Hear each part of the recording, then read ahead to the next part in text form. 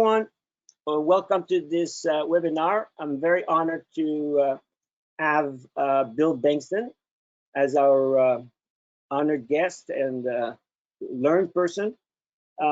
Just be aware that this webinar will be recorded and it will be made available to anyone forever, as long as we have a platform to do it. It will be available on the Canadian Academy of Homeopathy YouTube platform. So just be aware that if you cannot finish it or you want somebody else to listen to this webinar, just be aware it will be available in the future. Bill is, I prepared some note, incidentally, I prepared some note and I tried to send my notes to the people and it did not work and I cannot make it to work. I'm not sure why. Usually I always give my notes to the people. So I will have to show you my desktop. So I prepared a document here that we will not go over it in class, but I want you to know what's in the document. So you will have access to it. We will find a way for you to get it. Typically, we can add the document, the notes, in as a handout, but right now the function doesn't seem to work. We'll find out a way to do it. So let's start with just give a small introduction here. Both homeopathy and hands-on healing are extraordinarily efficacious, safe, and very cost-effective method of healing. However, both homeopathy and hands-on healing are anomalous phenomena and are ignored by or rejected by the scientific community and viciously attacked in the past, especially homeopathy, by skeptics, because it doesn't fit their materialistic, mechanistic, reductionist paradigm of most of the great scientific community. It's not science, it's like the scientific community, which is people. So it's the bias of people has dominated the last 2 centuries in the way we think. And so that's why homeopathy and hands-on healing are considered fringe. And there's many resemblance and similarity between the two healing approach, and we're going to try to explore that today. What I did prepare in this document, and I will not go it with everybody. First, we'll look who's Bill Bankston, his discoveries. I mean, in the document here, we'll talk about like basic concept about healing, energy, forces, vital force, and so on. So this is something you will have to read because I will not go over it in this webinar. We don't have enough time. Then there are similarities between the two methods. There are differences, there are limitations, and I have a lot of questions for Bill. And one of the goals of this webinar is to see if we can explore some possible like synergy between the two methods, and then we will conclude. So who is Bill Bengston? Okay, Bill Bengston he's a professor of sociology and advanced statistics at St. John's College in New York for over 40 years now. He's told me that he was retiring in the next coming month. Bill has been the president of the Society for Scientific Exploration for a number of years, and so you can see where his heart is and his interest. But first of all, for me, Bill is an extraordinary scientist for today's standard, not for the ideal of science, but for today's standard, because first of all, he has the quality of being a scientist. He's extremely inquisitive, and second of all, he didn't let bias and prejudice influence his exploration of the world. One of Bill's mission is to understand healing, and here are the discovery that Bill has made over the years. And like I say, I will not go over them, maybe some of them, I will say some of them, because they're so extraordinary and there's so many, and that we could spend the whole day here doing this. Bill continued the work of Bernard Grad and of Douglas Dean that were pioneers in the field of healing and psychokinetics. Bill made a great number of discovery that confirmed the word of Bernard Grad here in Montreal. He developed a cycling method with Bennett Merrick. He discovered that the healing of cancerous mice was predictable and shown success in healing malignant tumor in humans. So there's so many discovery. He showed that if you expose cancer cell to healing energy, they grow at an exponential rate. But these are cancer cells that don't have a host. But in the host, it's the host that will benefit from the healing energy or the healing influence. Bill discovered that mouse always move towards the left hand of the healer, never, as long as they're sick. When they're sick, they don't care anymore, they move away. Bill was able to develop method to teach healing, which is very, very unusual in the history of medicine. He discovered that healed mice, if you transplant some of their cells into a cancerous mouse, they get healed. The recipient get healed. So now there's a quality, there's an influence that can be transferred from the healed mouse to a sick mouse. With minimal training, inexperienced volunteer could heal cancerous mice. So I will not go over all of this discovery because there are so many, and it's probably just a sample here. And you can read all about this. Another thing that he did, he recorded the magnetic and electromagnetic signal in a room, in a Faraday room, where they had put 20 different type of more than 20 different type of probes to pick up whatever is going on electromagnetically. And they were able to use this recording, expose mice to it, and in incubators, and these mice were healed. And even after the recording were played, the mice put in the incubator, once the recording have stopped being played, will be healed also. Just phenomenal discovery. He discovered the healing influence can be stored in organic or inorganic matter. Right now, he's searching for a reliable, scalable system to deliver the healing influence. And that's where we meet a bit with homeopathy, because we've been storing healing influence for over 200 years.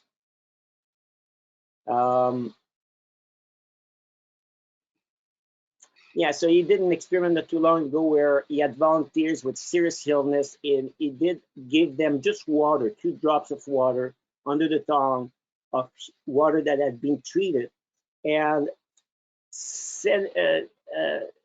and this is the improvement that people have experienced, not only of their condition, as you can see here, but also in general. They felt better in general, as we would see it in homeopathy.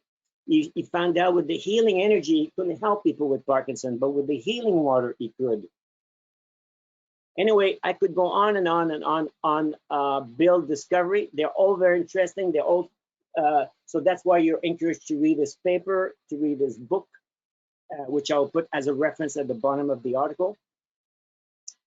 Here are concepts about healing, about what we're talking about, like information, energy complex. What is the influence that is contained in the homeopathic remedy? What is the influence that is transferred from the hand of the healer to the mice, or to the water that will heal the mice later on?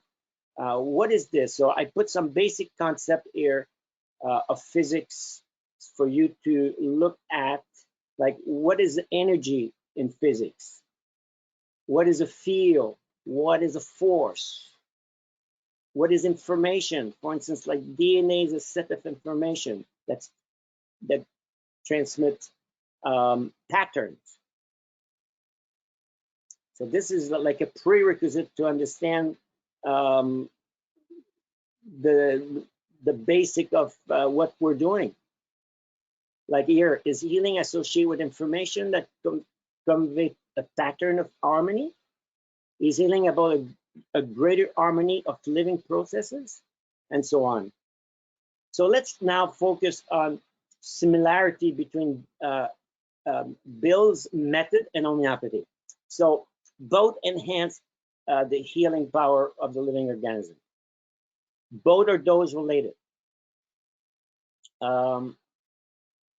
With both, we notice a general improvement of energy, mood, cognitive function, sleep, etc., mood, and so on. That means like in a harmony. Something is harmonized. The whole field is harmonized. In homeopathy, when we use the remedy, we're looking for change greater than 20%, but usually 40 to 80% better within the first follow-up. So that means there's a dramatic improvement in the whole feel of the person. Both can have paraphysiological effect that's faster than nature. For instance, like here I put a bruise. A bruise goes through a cycle, it's called the rainbow, about 12 days. If somebody has a bruise, it will last about 12 days. But we know homeopathy, it can go through like in 24 hours. Look, it's gone, 24 hours, all the color of the rainbow. It's called paraphysiological.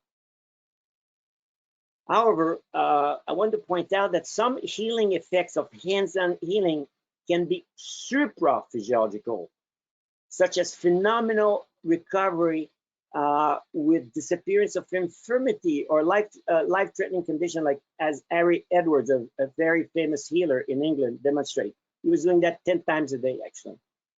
For instance, you take a child that is crooked with from cerebral palsy with a severe scoliosis. He would put his hand in his back, and within minutes, the boy would straighten up and start to walk.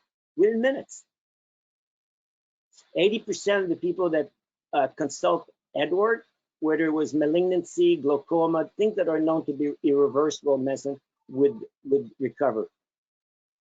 For instance, there's a case that really it was really extraordinary. This is a really extraordinary case. Is one of the cases that attracted my attention. Was this one? It was a lady who suffered from extreme spinal deformity resulting from tuberculosis. And I've seen tuberculosis spine, like X-ray. It's piece of spine of the vertebrae are actually missing, are not there, and it's all crooked. And once I took a woman and I asked a patient at the clinic, can I take an X-ray of your back, because she's so crooked and so small. And it was extraordinary to see all the vertebrae missing or crooked or half vertebrae. Anyway, this person was like this and had been helpless and bedridden from the age of 3 at the time of until the time of her healing, when she was 35. She weighed only 35 pounds. She was carried to one of it was Mrs. Salmon, the healing session, and received only one treatment from her. 2 days later, she felt a remarkable change taking place in her body. Her spine straightened, the deformity completely diminished, and she was able to move her legs. It is said that as her body responded at this time, loud cracking noise were heard as joint became free and the stiffness were overcome, and her body length increased by 17 inches. See, this is like supraphysiological, we could say miraculous. Both methods will influence enzymes, cells, and laboratory, and so on. So I won't go too much about the resemblance. You can all read about it. You can read my notes. If I can send you my notes, I wish you had them right now. There are differences though. Bill's method is non-specific healing influence. So it's a non-specific. Homeopathy is very specific for the individual. The individual will respond mostly to one remedy. And because they have a set of symptoms that resemble a set of symptoms that are associated with an intoxicating influence. The healing response with homeopathy will vary from one individual to another. When we have a natural healer as a patient, the healing response can be phenomenal. In the homeopathy, the potency and the frequency and way of administration of the remedy depends on the sensitivity of the patient, the acuteness of the problem or need, and whether they are healers. So this is different. We have to adjust us individualize our approach to the individual patient. The higher the potency, the greater the patient's reaction to the remedy.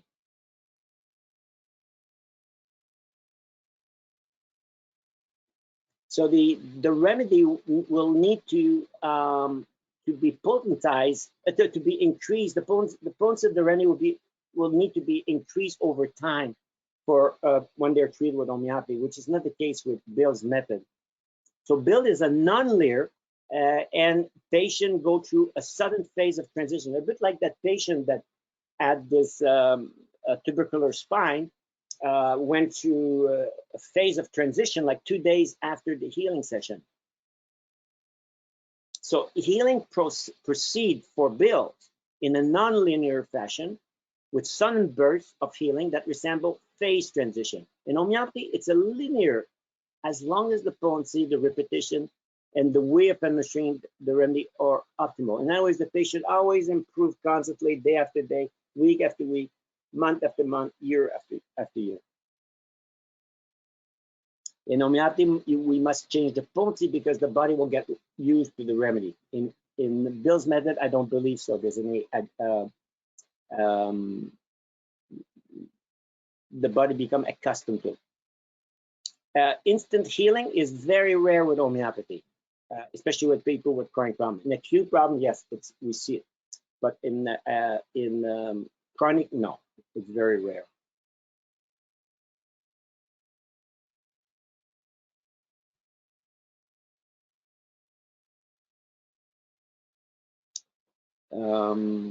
Let me see. Maybe I'll go with Bill. There's non-locality. We don't have this in homeopathy. Nowadays, well, some people pretend it does, but I've never experienced it. So non-locality would mean that the healer is here and the healer is at very far away, and it will happen at the same time. And that has been done in spiritual healing for a long, long time.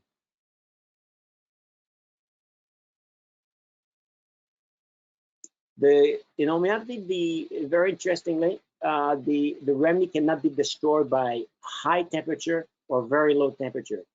Finky, who worked with the remedy, says it's almost impossible to destroy the healing property of homeopathic remedy.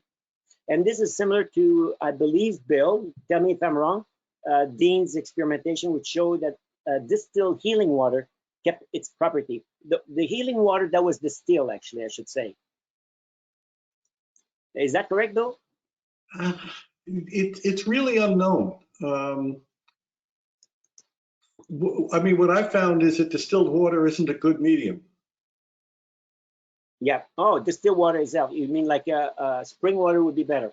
Spring water is better. Something that has minerals in it is much better than distilled water. Distilled water seems dead to me. Yeah, but the point here is that he took healing water and he distilled it. He took the steam, he concentrated the steam, and it still had the properties. It meant now is the change of phase didn't affect the healing property. It didn't disappear. Yeah, I mean it's good stuff. Yeah, it's amazing. Homeopathy can be used for prevention.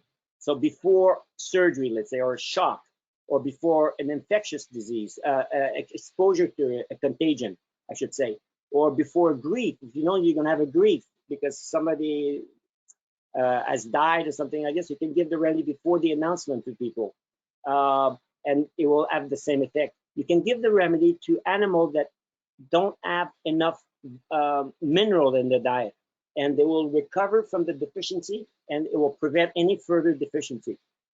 So without changing the diet, somebody has public speaking problem, you give them a remedy before. Somebody they will lose sleep, you can prepare them for that with the remedy. Or somebody has motion sickness, you give the remedy before, so it can be used before. Homeopathy is maybe the best treatment option for people with acute and chronic infection, for people with allergies, hypersensitivity, autoimmune disease. Bill's, on the other hand, has 100% predictability to heal cancer, especially aggressive cancer. Bill's method can create immunity in the healing to cancer. Bill's approach seems to be phenomenal for people with Alzheimer, cataracts, inflammatory condition, depression, even the most severe. Bipolar, but I understand, Bill, this is with water. Is that correct? We've done bipolar with water and with hands-on. Which one is the best?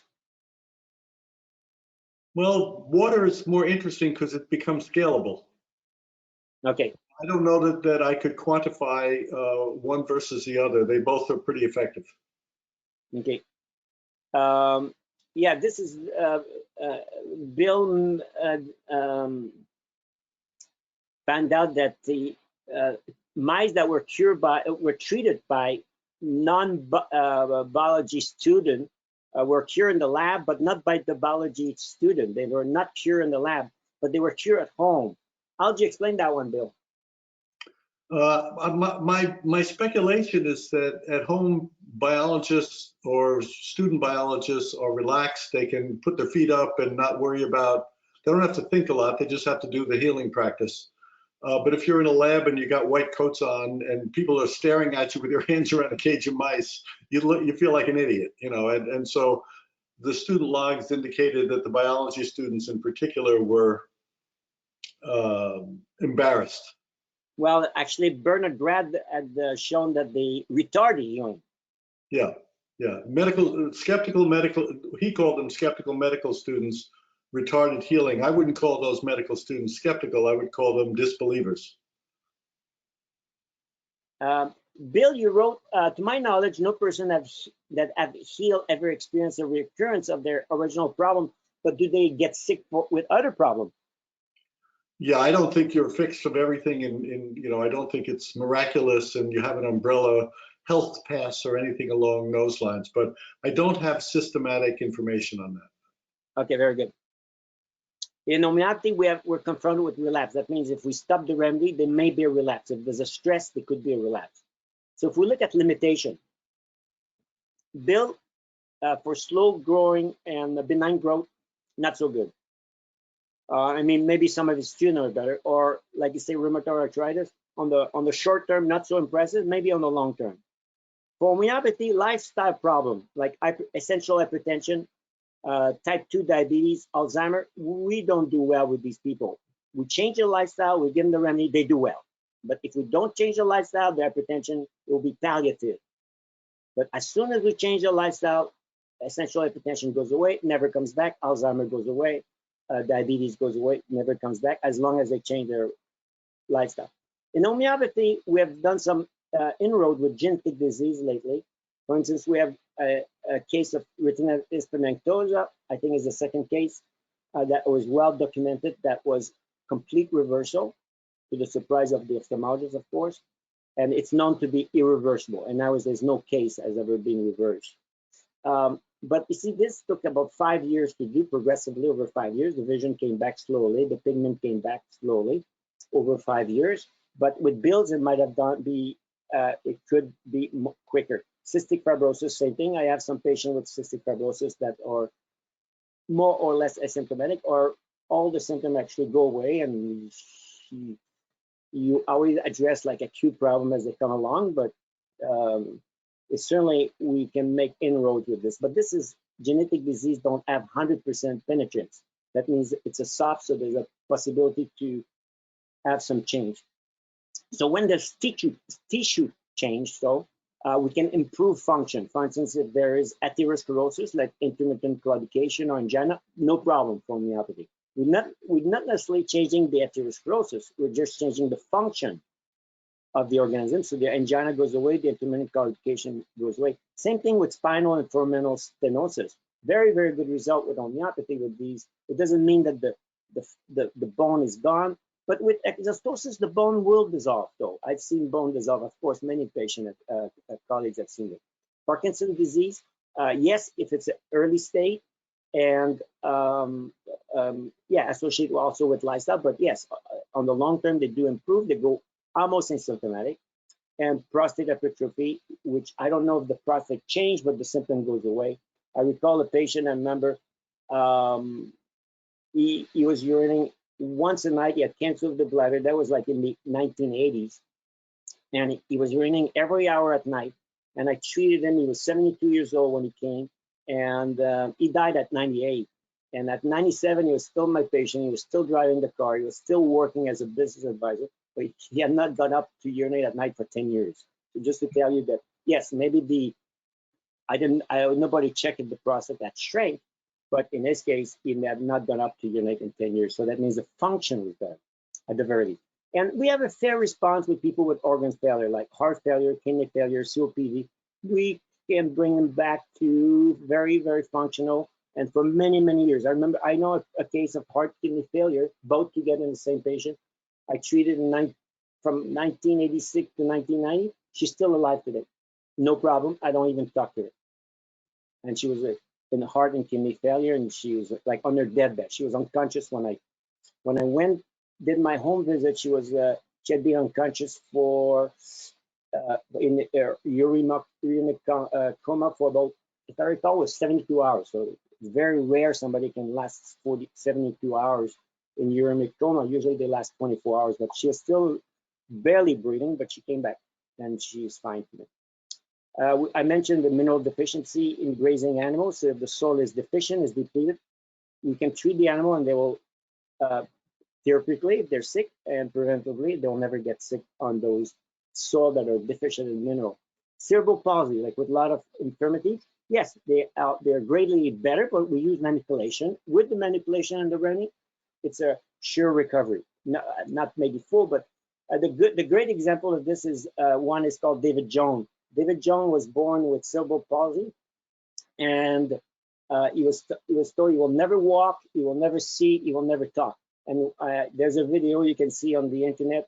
I can share with people. You can see him talk, walk. He has 2 bachelor degrees, and he was treated by one of my teachers. So this is a remarkable, a great example for that. So where we have to be guarded in homeopathy?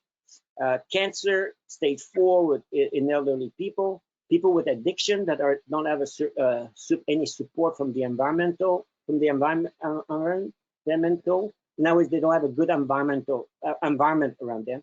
Old age dementia, all case of psychosis with long history of being heavily medicated medication. So that's not a good prognosis for homeopathy. People with destroyed tissue, we have like joint that have been destroyed. Rarely, I've seen joint come back, but it's rare. Finger growing back, I've seen it twice. Actually, the 2 times I've seen it, one was with homeopathy, and that was a finger that was cut. With homeopathy, it was about 8 or 9 finger that had gangrene, and anyway, it's a long story, but all the tip of the finger came, even joints came back. The person was supposed to be amputated. I said, don't amputate. We'll try to do it naturally, and they grew, and they took a while, maybe 6 months, but they all grew up. The finger grew up. So this is extraordinary. I've seen a tongue come back, actually, a tongue that had been dissolved by also in a patient with leukemia. But the other finger that I saw that grew in a patient, it was a patient that had done spiritual healing. The child had lost the finger, and the people of that church had put their hand over the child, I think, for 24 hours. They replaced themselves for 24 hours, and they swear to me that I saw the child. I never saw the child without the finger, but I saw the child, and they showed me where it was cut, and that it came back completely in 24 hours. The finger grew. So, Bill, this is your future, I guess, a future exploration. A tooth enamel, when it's destroyed, it's rare. I've seen a couple of cases that it came back, but it's rare. Like, in other words, a dental cavity. Celiac disease, doesn't seem I've not been able to reverse that. Myopia, you can do it sometime occasionally, but typically when people receive the right remedy and they are myopic, everything gets better, but the myopia. Late stage multiple sclerosis, when a lot of tissue is destroyed, no, not much. We had a great case of acromegaly that I presented last fall. So this is the first case ever in the history of medicine that is being reversed, but we did it with manipulation. So when it's a mechanical problem, you have to do with mechanics there. Well, the clear limit, and that's where I'm interested in Bill's experience. So we can go one by one, Bill. Reversal of ALS. You want me to weigh in right now? No, you can. Yeah, you can do it on that one. I know of only a couple of cases that were treated.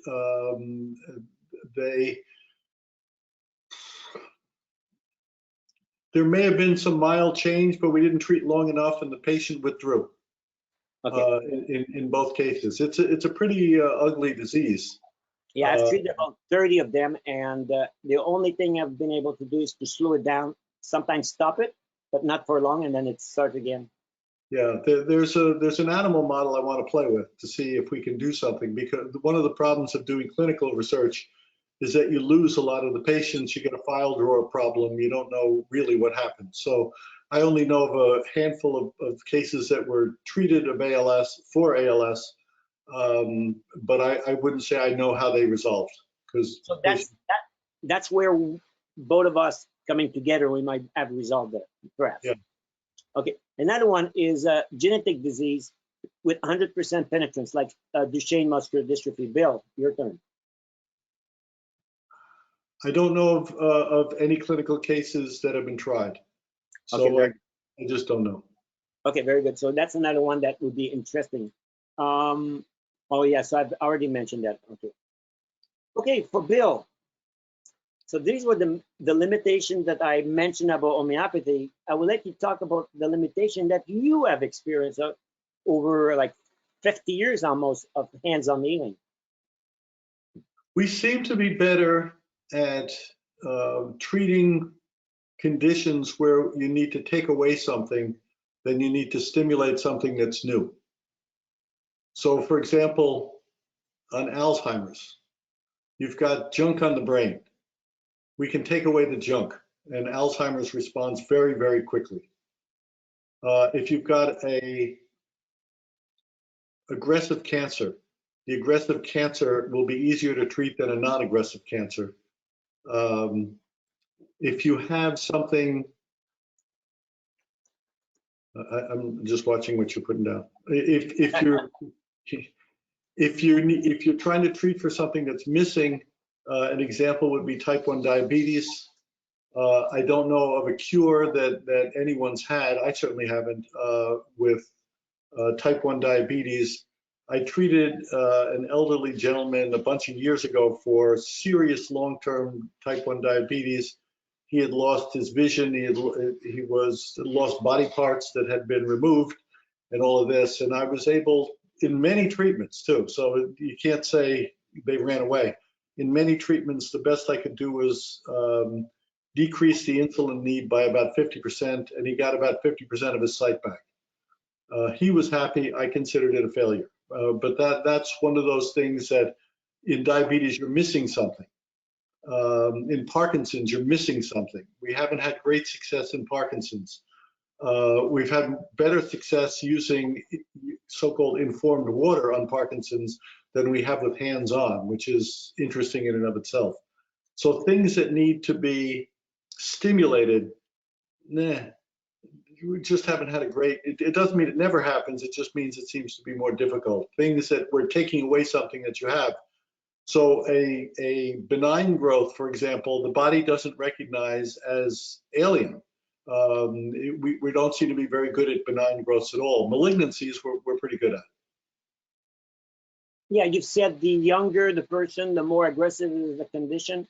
The quicker you'll see the result. Tell me, what would you expect in the following case? Here's a boy, 10 years old, with leukemia, very, very rare leukemia. The most aggressive ever known malignancy ever known in nature is the cancer cell double every 24 hours instead of every 100 hours on average for cancerous tumor.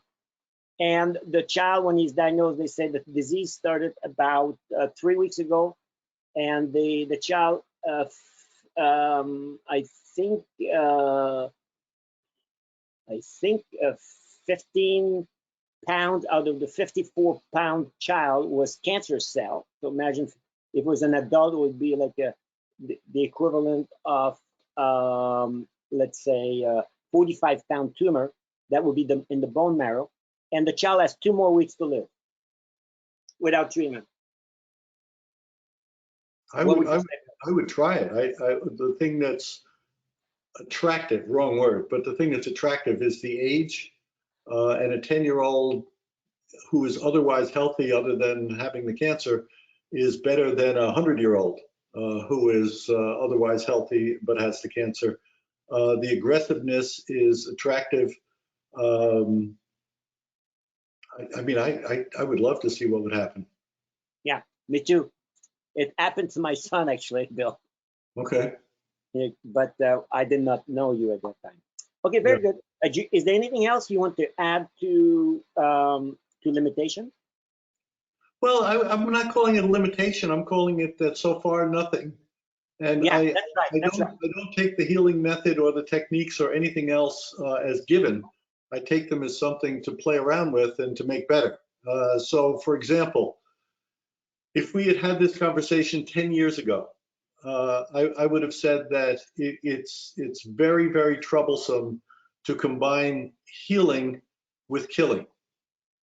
And killing means that the therapeutic operation is trying to kill cells, kill cancer, kill, you know, and like that. So if a killing method, for example, is radiation, and radiation is particularly good at killing cells. If you radiate, you're going to kill a bunch of cells. That's a killing method, and I'm not putting it down. I'm just describing it. A healing method, I think, is not necessarily resonant with a killing method. And I would have said 10 years ago that, well, every clinical failure we've had has combined healing and killing. And that healing and killing may not be compatible modes. So if you're going to kill, kill. If you're going to heal, heal. But if you heal, you might be treating the killing, you know, in which case you're back to square one. But I always say that these aren't rules, these aren't truths, these aren't permanent anything. These are our experience to date. And so if I'm teaching someone the healing methods and such, I'll give my experience, but I always say never be limited by my experience because your experience might be different. And frankly, you just might be better than me, you know, and if you're better than me, go be better and go find things that I haven't been able to do, you know, and come back and say, here's what I did and I've made it better. Well, I've had people at this point come back and say, I've taken people with high levels of chemotherapy and radiation and still fixed them. And I, you know, I scratch my head and I go, how'd you do that? You know, and they say, well, you know, they think I'm a loser, and I don't know why they, you know, why you're such a loser, you can't do it.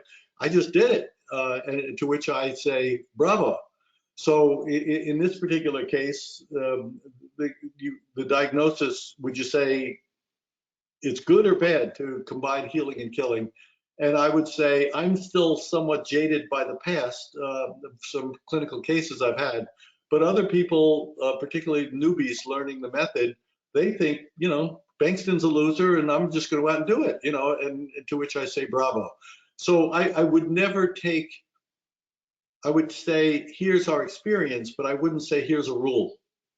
And anytime someone comes up with a rule, it's excessive arrogance that you actually know what you're doing.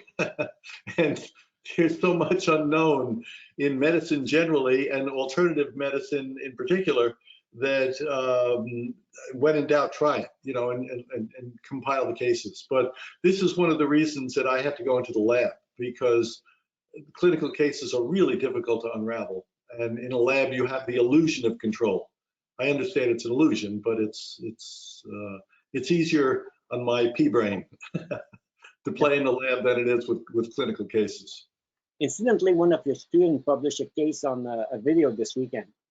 I'm not sure if you've seen it. It's a case of a young man that was stage 3 cancer of the colon, and he was treated conventionally with chemotherapy, radiation, and surgery, and he had a relapse, and he was treated again with chemotherapy, surgery, and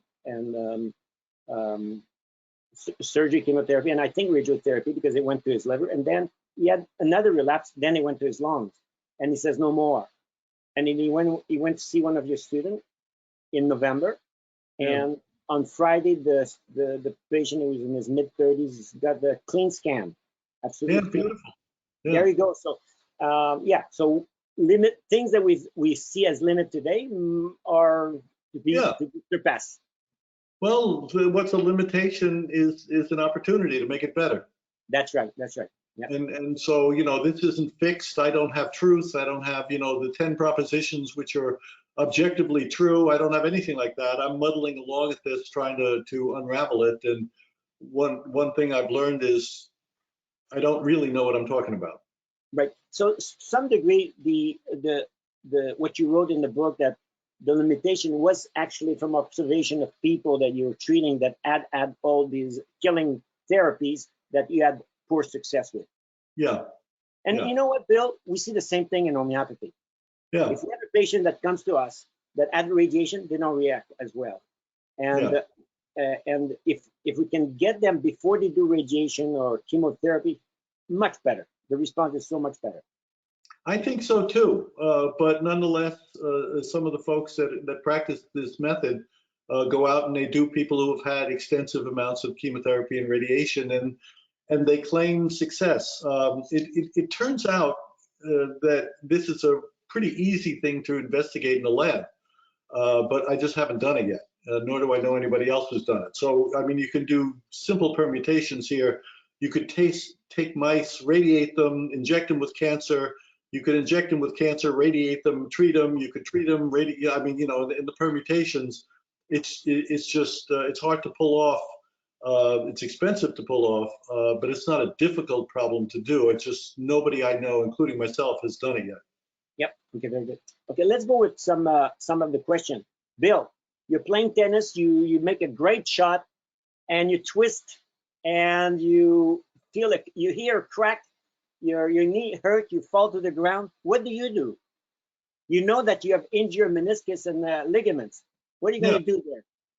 Well, I'm going to take a piece of cotton, which stores healing, and I'm going to treat it, and I'm going to put it on my knee. And that's actually what I did. I've also, while playing tennis, you have to be an idiot to play tennis, particularly if you're old. It's bad for your body, but nonetheless, it's kind of fun. So I've also ripped my hamstring. And to give you an example, I heard a pop playing tennis once. I saw stars, literally. I collapsed and was carried to the doctor, who said, essentially, you're screwed. And you're going to have to go through this rather extensive rehabilitation program. You're going to be walking, you're going to be on a form of wheelchair for a while, and then this, and then this, and then this. And you're going to be on this for a good 6 months. Well, I took pieces of cotton at night. I put it on my hamstring. I wrapped it around with a ace bandage, went to sleep. Next day, I came out with another piece of cotton at night, and et cetera, et cetera.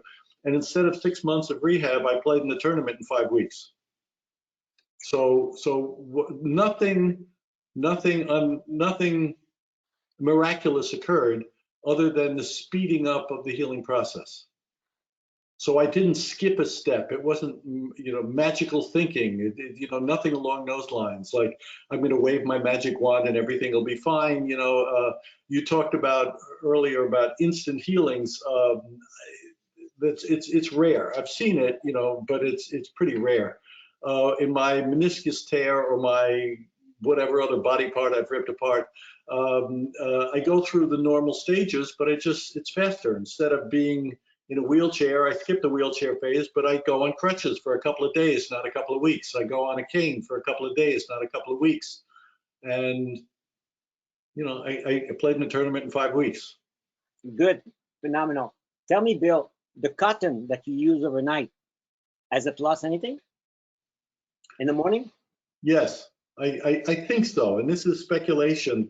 It's speculation because I don't have a healometer, or I don't have a chargeometer. I don't have anything that I can objectively say, if you have a battery, I can watch, I can gauge how much charge is left in the battery as it goes down.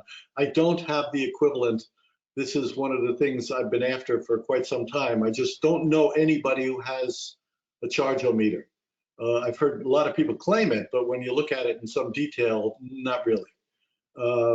And so I'm speculating here based upon clinical observation, not really controlled lab stuff or anything like that. The clinical observation is that the cotton actually takes on the characteristics of the things it treated. So I'll give you an anecdote. This is just an anecdote. It's an N of one, you know, don't take it too seriously. But I had someone a bunch of years ago come to be treated by me for breast cancer, lymph cancer. It was, you know, it was not a good one. And anyway, so she would come, she was geographically undesirable, so she'd fly in and we'd do hocus pocus, and she would take home charged cotton to be used while she wasn't coming here. And so she went back and forth a few times. Again, it wasn't a miraculous fix, but you know, everything was cured. And I was at her house for something completely different. We were talking about starting a lab to do some radiation studies, actually, but went to her house, and she came back and she asked me, for old time's sake, would you give me you know, would you treat a piece of cotton? You know, and I understand that. She had it, it was a therapeutic thing. I said, sure. So she goes running upstairs and comes down with a piece of cotton that looks like this. And it looked brand new to me, you know, and so I held the cotton and just we do the stuff that we do, and I'm cycling now, and I could, you know, so the cotton is actually charging as we speak. But instead of charging, instead of getting the normal feedback loop that I get when I charge cotton, I actually started to get a pain. And I got a pain in the pit and a palpable lump. And I put it down, and the pain in the lump went away, and I picked it up, and the pain in the lump came back, and I put it down, I picked it up. So I went through this several iterations, and I couldn't get the thing to charge. And every time I picked it up, I had a pain in the pit and a palpable lump. And you know, I said, I finally said to her, I don't know what to tell you. Are you okay? And she goes, yeah, I'm fine. I just had my latest, you know, scans and all that. I'm perfectly fine. And I said, I don't know what to do. I don't know what to tell you. When I hold this piece of cotton, it doesn't charge, and I get a pain in my pit. She goes, oh, that's an old piece from like 1.5 years ago when I had lymph cancer. And I went, ooh. That it's not, the battery, so to speak, is taking on the characteristics of the thing it treats. Okay, so basically something was transferred from the cancerous person to the cotton. Yeah, I think that's what it appears. But what was transferred? It has to be some pattern of energy or some information, some influence anyway, an influence. Influence, yeah, influence is a good neutral word, but I'd say something influenced something else, but it remembered. So it remembers not only the healing, but when it's applied, it seems like it takes on the characteristics. Now this turns into potentially down the road a wonderful technological possibility, because if you have cotton that is pure, so to speak, and then it's applied, if we could tell a difference between the pure cotton and the applied cotton, we could use it as a diagnostic tool. Yes. And so the analog would be white light. White light has all the spectrum in there, but if you have, I don't know what color I have on, let's assume this is brown. And so if I have a brown, it's a subtraction from white light. If it's green, it's a different subtraction from white light. This could be, the application could be a subtraction from the cotton.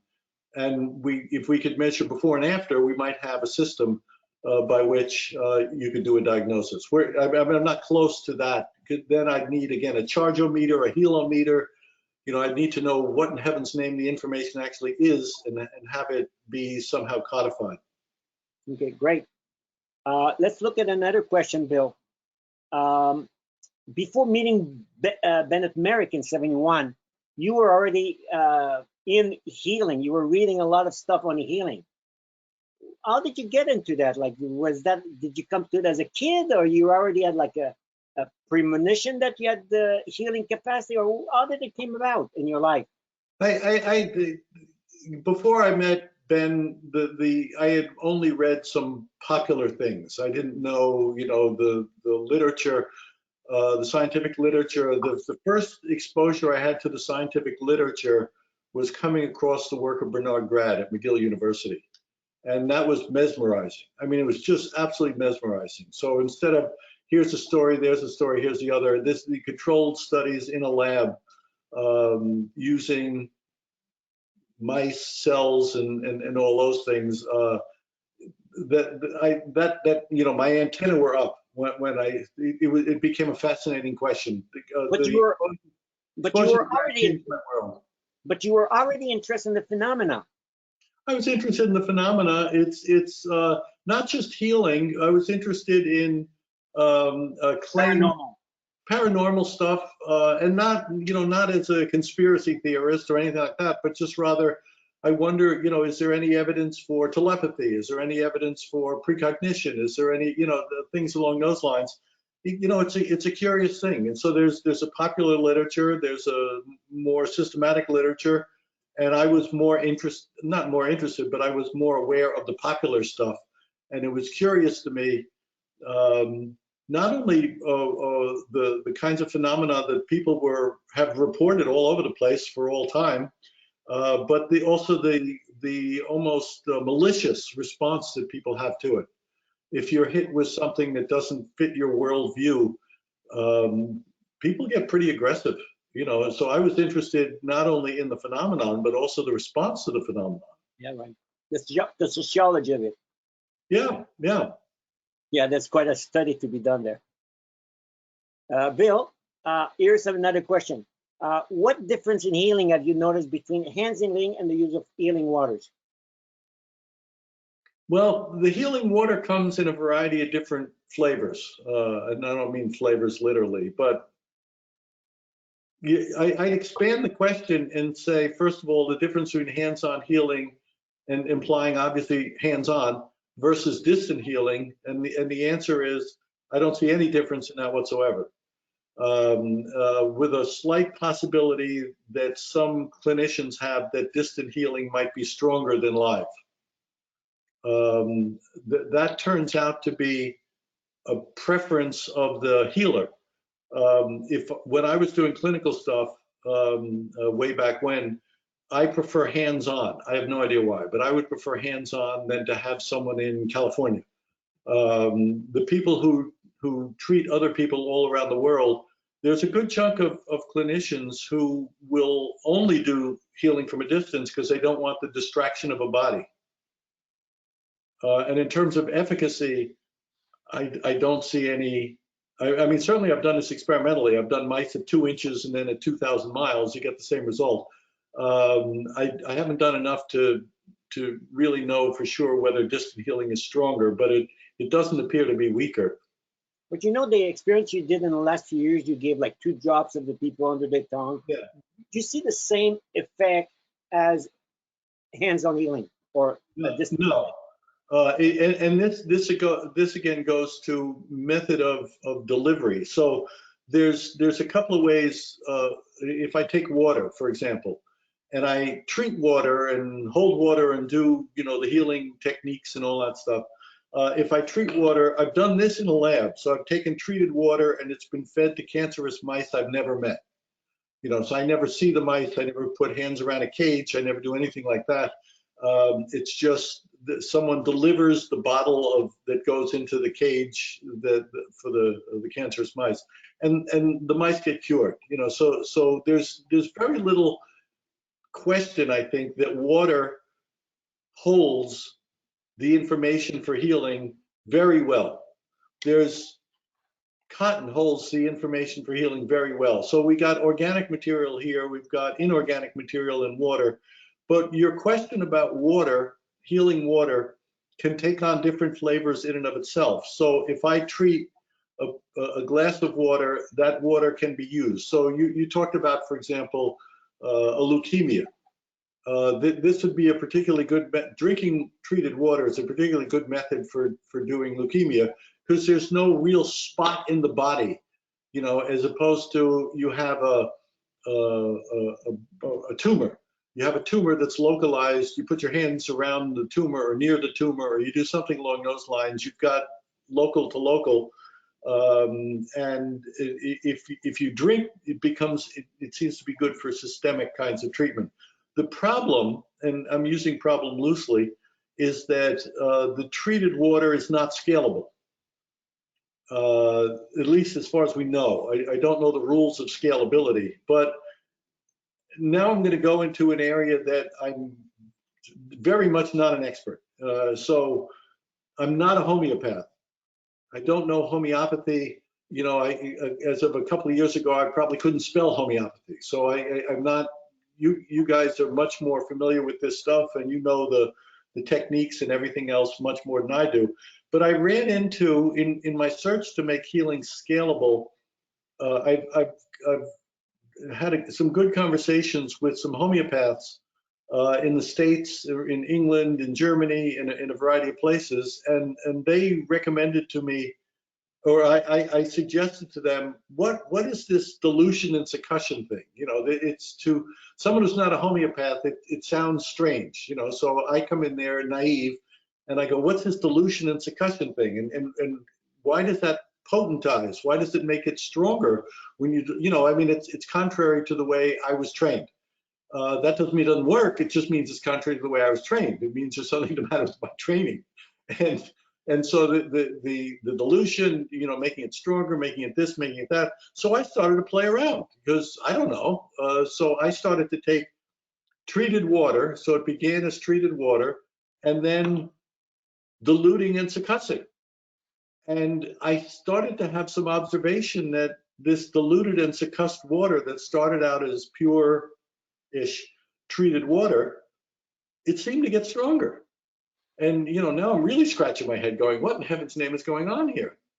And so I started to play with different dilutions and different succussions and different all this. And I realized that there's an almost infinite, you know, permutation and variety of ways you could dilute and succuss.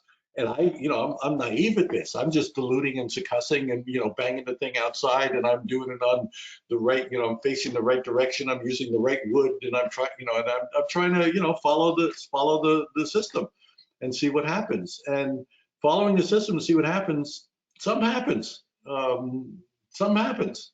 And you know, it does. I can't make sense of it yet, but nonetheless, if I'm developing a technology of healing, it's pretty important information. So I started to realizing that there is an infinite number of permutations I could do. I started to talk to some sensitives that I know, and these people are in the world in a different way than I am. So you know, you could have a continuum of sensitivity. You know, there'd be the extremely sensitive and the bricks. You know, Yep. so there are people who, you know, they go through the course of a day and they see colors and auras, and you know, I don't know how they make it through the day. You know, and then you go along down to a brick. Now, one of the things that I discovered, which is reasonably interesting, was that giving cancerous mice to a whole bunch of naive volunteers, the really sensitive people, when they put their hands around a cage of mice, they start feeling things and sensing things and flopping on the floor with what's happening to me, and my hands are doing this, and then you go along the continuum.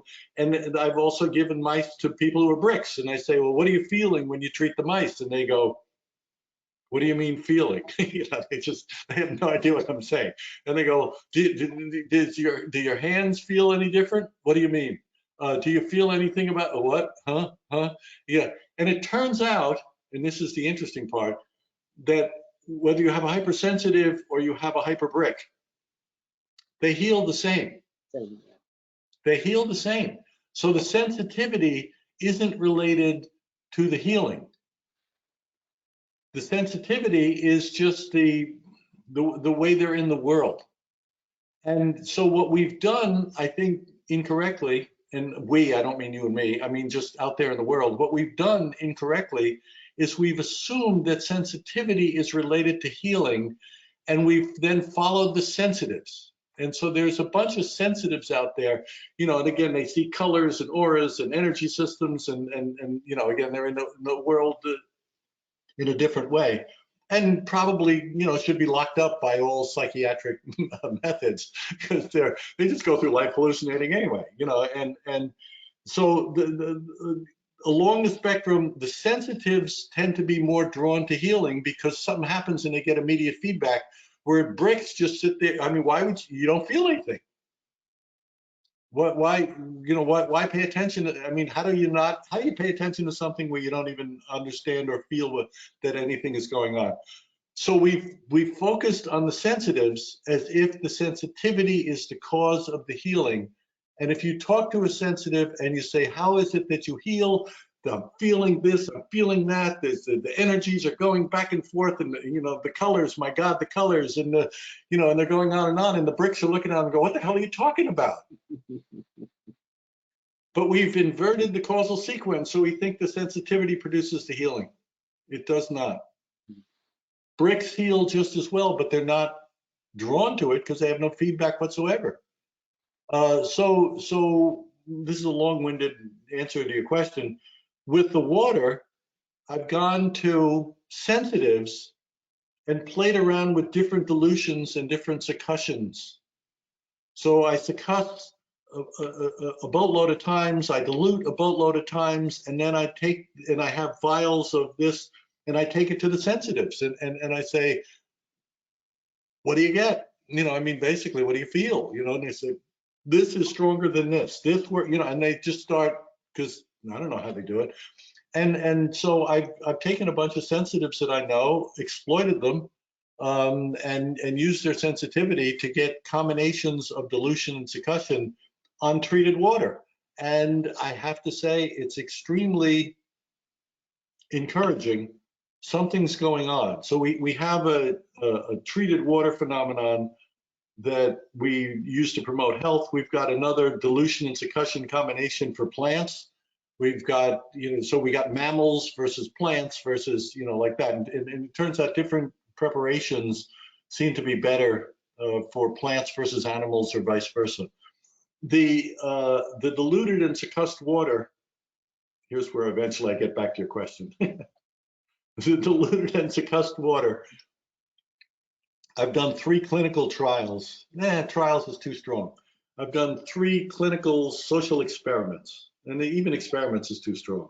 I did 3 trials, and so of about 100 people each. And basically, we just asked people, you got a problem, psychological, physical, emotional, spiritual, if you got a problem and you'd like to take part in an experiment, we have one going on with experimental water. That's all we had. And so we made up through the sensitives certain dilution and succussion, and the dose was 2 drops under the tongue 4 times a day, 2 drops under the tongue 4 times a day. The volunteers took it for 8 weeks. And then we self-report what's happening to your physical, what's happening to your emotional, and so you're self-reporting the state that you're in every 2 weeks. And so we ran some experiments. So we did 2 of these 200 people, roughly 100 people trials in the States. So we did one in Europe, see if there'd be a difference. And the results are reasonably fascinating. This is not water that's been treated. This is water that's been diluted and succussed and mass produced. And what we found was startling. I mean, it really scary to a skeptic like myself. We found startling results, and sometimes results that were stronger than apparently the hands-on method that we've seen clinically. So I don't have good numbers. I just don't have good numbers. Even though I have 300 people, they're on a wide variety of conditions. But for example, a Parkinson's patient or someone with Parkinson's who'd been in a wheelchair 5 years, took the drops under the tongue, got rid of his wheelchair, he's walking a mile at a time. We've never seen that with hands-on. Now that's an N of 1, so I don't know, who knows what's going on, but I'd like to try some serious comparisons. Straight water, different dilutions on different conditions, and see what happens. But the diluted and succussed water has seriously interesting qualities. We've done hands-on with things like bipolar, and bipolar responds very quickly. So we've taken folks who are, hospitalized and on serious meds and all that, and gotten them off everything, and they're fine. And the water seems to do it too. And it'll do depression. It'll do. Having said that, though, there's a wide variety of responses. So it's not a cookie cutter that this happens, this happens, this happens. The Parkinson's takes, 6 weeks to it's nothing hard and fast. Sure. Listen, what would happen now if we use your healing water that is non-specific, generalized, right? Because it's the same for everyone. Yeah. And we would use our remedy that is Yeah. specific for that person. What would happen? Oh, I mean, heavens, that's why we do tests. No, but we can do it clinically. We can try, because we could give a remedy. We can give a remedy to a patient, see the response of the patient. The next time we give a mix, we see the response. The next time, without telling the patient, we do again to remedy A. That is only the remedy. B is the combination, and we can see the difference. Because right now, this past week, I just started a clinical trial, and this really is a trial, on people about to be admitted to the hospital for COVID. And so these are folks with serious conditions, diagnosed multiple times, and are being hospitalized. I'm giving this water. It's double blind, so I'm not there. I've set up the design, but I'm not there at all. You got docs doing it and nurses doing it, and et cetera, et cetera. They're going to take the drops sublingually, and also another set of sublingual drops, which is an antiviral that I've made. So one of the drops is geared towards an antiviral, and another drop is geared towards health. My problem with the COVID situation, not my problem, but one of the things that's frustrating to me is that in COVID, everybody is talking about the war against COVID, and I don't think that we should also always be talking about wars against things. I think we should be doing positive things. So we're talking about healing. We're talking about healing. Yeah, I think healing beats going to war. If you need an antibiotic, you need an antibiotic. If you need an antiviral, you need an antiviral. But what your question of what would happen if we combined the water with homeopathic, let's find out. I'm trying on the COVID patients, and we're locked into the design of having about 300 patients, which is a good number. And so I should know in a couple of weeks, whether we have something.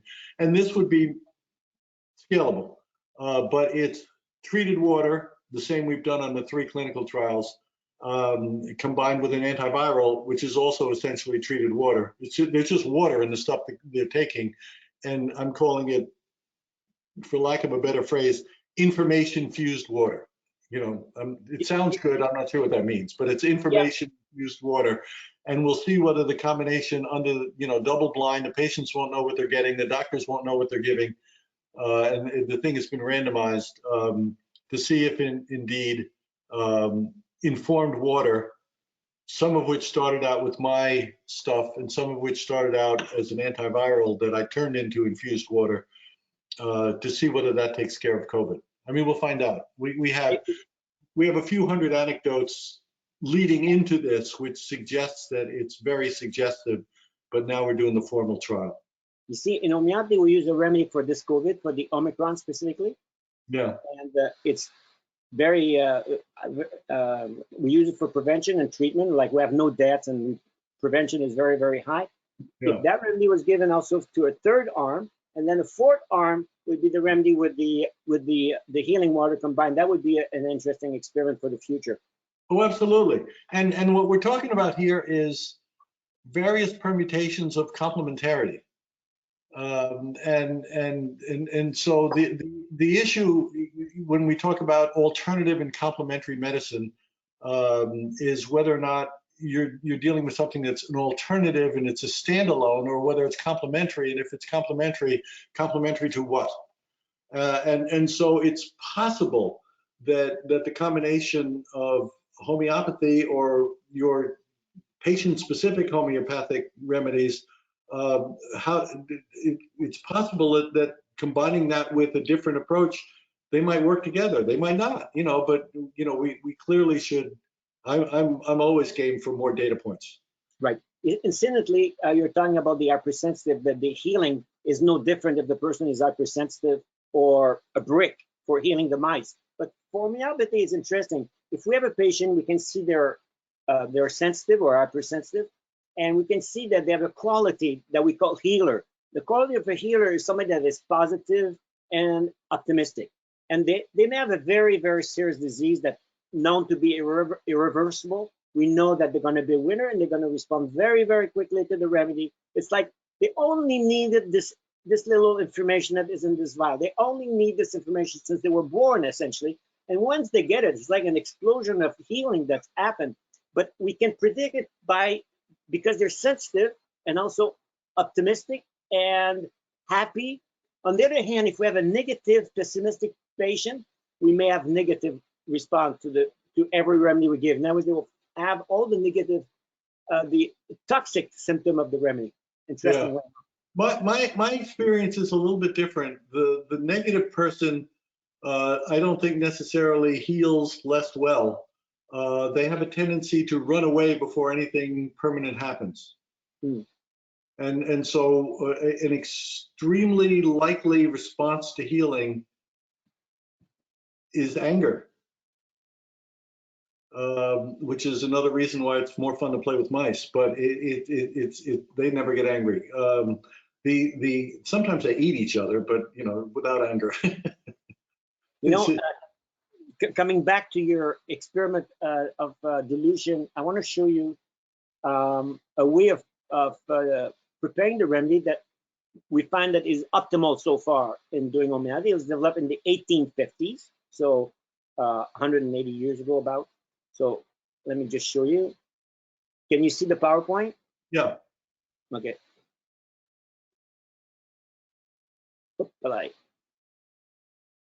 There we go. Okay, so this is the process. You have a substance in nature. You make a mother tincture. You take 1 drop with 99 drops of pure alcohol or water. It could be just water, it's fine, or a mix of the two. And then you shake it, and you take 1 drop, and so on, and that could go at infinity. So here's the potentization. So there is it's done on a hard book here, as you see. So it's an energy that is mechanical energy that is transferred to the solution. So is this here, this energy that is transferred to the solution, and it increases with time. And the more we go up here, the greater is the response of the patient to the remedy. And this can be done at infinitum. You can never stop doing it. In other words, it will always get stronger and stronger and stronger. And there's a man that his name was Bernhard Franke. He was German, and he was dying of in the 1840s, in his 20s. He was a mathematician, and he was dying of typhoid fever in a hospital. And the priest came to give him the last rite. And when he gave him the last rite, he also gave him a homeopathic remedy, and he recovered. And after he recovered, he asked the priest, "What did you do to me?" And he says, "I gave you homeopathic remedy." So he decided to become a physician. And he dedicated his life to homeopathy and to make remedies from a mathematical point of view. So he inspired himself from the method of flexion of Isaac Newton. So he says here, we propose to call flexion potency. That's the remedy that he's making, taking the notion from Newton infinitesimal calculus, which calculus is the branch of mathematics to measure changes, which assigned to the flexion through an infinitesimal magnitude of finite value. So here's the calculus is the branch to measure change in mathematics, and there's 2 parts to calculus. So in differential calculus is concerned with the measurement of changes, and that's what flexion or a derivative is the measurement of the rate of change that happens. So from one remedy to the other. So flexion is a physical process long known in natural philosophy for refining. Let's see, I'll read it. So I'll just show you the method actually. Let me show you the method. And it also based his approach from a mathematician, Maupertuis, that developed at the formula, which still is used in nature today, is how to cure with the least possible unconsciously, but surely applying the general law of the least quantity of action that is still used today in mathematics and in biology. So the least quantity of force to create a change, minimis maxima, that was developed by the French mathematician Maupertuis. So when a change occurs in nature, the quantity of action necessary for the change is the least possible. So that's the law of Maupertuis. On this principle, the least possible quantity of action being sufficient to cause a change in the remedy, the curative property and action of the homeopathic remedy are actually and necessarily regulated and governed by its preparation and application. In other words, the quality of the action of the remedy, the homeopathic remedy, is determined by its quantity. Consequently, the law of the least quantity of action will have to be acknowledged to be the postological principle of homeopathy. So here how he did it at that time. He had a large container of water, and that he did that in Brooklyn, New York. And he used the water from the Brooklyn, from the tap water from Brooklyn, and it would go into a little vial, and it will go in and out of the vial. You see the water goes in the vial and goes out. So here's the vial, and the water goes in and out. So today we use this form of vial, and here you can see as the water comes down in the vial, it creates a turbulence. You can appreciate the turbulence, and you'll see now in action. So here he says that there's a pulsation that happens when you do the turbulence, and you'll see it in action now. Let me see. So you'll be able to see the turbulence and the pulsation. See the turbulence and the pulsation. And the more we run this process, the greater is the potency of the remedy. And we can run this process for hundreds and hundreds of hours, non-stop. And the more we do it, the greater is the reaction of the patient to the remedy. So I just want to share with you, I don't think I had any more slide. No, that's it. So I just want to share with you the way that we do this way of making the remedy, which might be of interest to you, the flexion method. And because you can let the water run like this in the turbulence, and it increase constantly the potency of it. So we don't know what is increased, but something is increased, because if we give it to a patient, there will be a greater reaction. The more it has been in the water, the greater will be the healing reaction of the patient, strangely enough. Okay, we'll go back to the questions. Yeah, so I was asking you about the cotton. Is the healing potential of charged water exhaustible? Do you feel that if you have water and you put more water in it, you will dilute it? I got people playing around with water, and some of them use dilution for a variety of reasons, and some use dilution and succussion for a variety of reasons. And I think I'm thinking of a particular physician who uses the charged water. He charges the water. He cycles and does the charging of the water, and then he'll have, for example, a liter bottle, and he doesn't want to waste the whole liter. So he'll take a couple of drops and put it into another liter, and like that.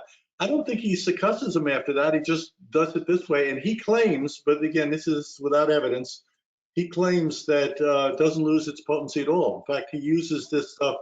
He lives in a semi-rural area where they have a lot of wells, and he cleans up polluted wells with this water. So he'll take a couple of drops, put it into another liter, and then he'll take a couple of drops from that and just drop it into the well, and the sulfur smell goes away, this goes, and all of that. So I don't know if it's exhaustible. Okay, very good. So here, how long does the cotton keep its power? Like, not if it's used, but I know you got some cotton from Bernard Grad. Yeah. And you use it clinically, or did you try with mice the old cotton? No. Bernie Grad gave me his original cotton that he did in McGill University when he was working with Oscar Estabani. Great gift. So I have a bag with the cotton, And since I'm not particularly sensitive, when I've had sensitives over here, I don't tell them what I'm doing. I just say, here, have a piece of cotton, tell me. And they go, oh yeah, this is charged, you know, and so the cotton had been charged by Esteban at least 60 plus years ago.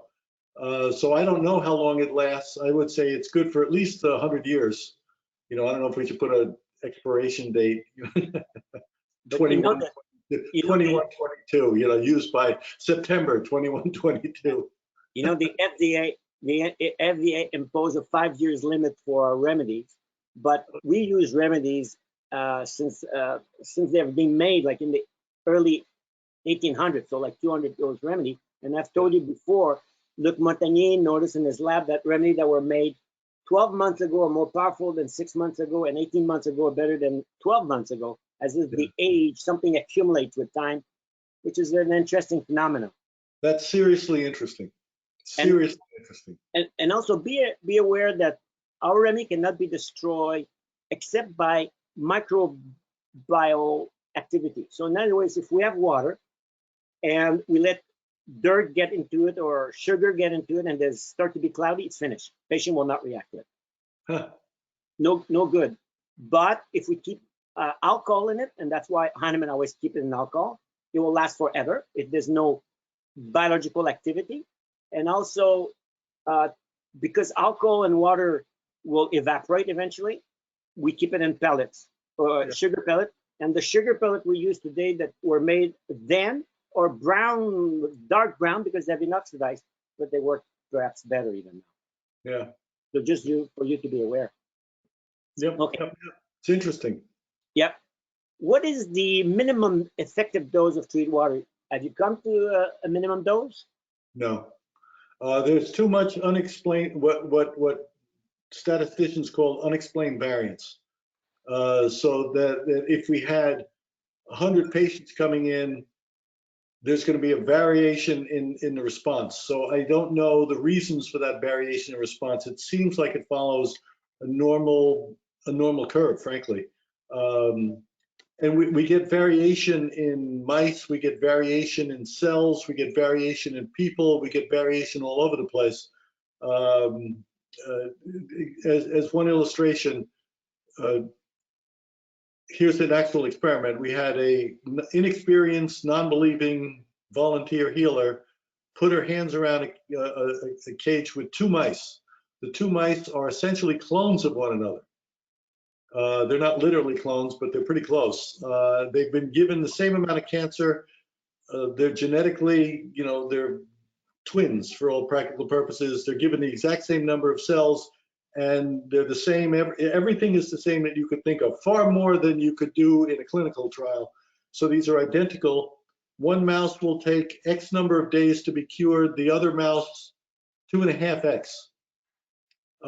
Now, there's no variation in healer, there's no variation in nutrition, there's no variation in age, there's just variation in outcome. And so I think that if we could plot a sufficient number of observations, the thing would plot out as a normal curve. But what that means is there's a probabilistic outcome that it's not predictable on an individual basis. So individual A comes in, and now if you're dealing with people, you have much less control. These aren't identical anything. But if we could, as a thought experiment, if we could have 100 identical people, the way we can have 100 identical mice, you would have a normal curve variation in the output. Yeah, one time you did an experiment and there was 1 mice that died. Yeah. What'd you make of that? That means I mean, and they died of cancer too. There's no, you know, I can't make an excuse. I can't say, you know, the mouse had a bad childhood. I can't say, you know, it just died, and it died of cancer. I mean, I was there for the autopsy. So as you look at it, it was a classic hard, crusty, cancerous tumor.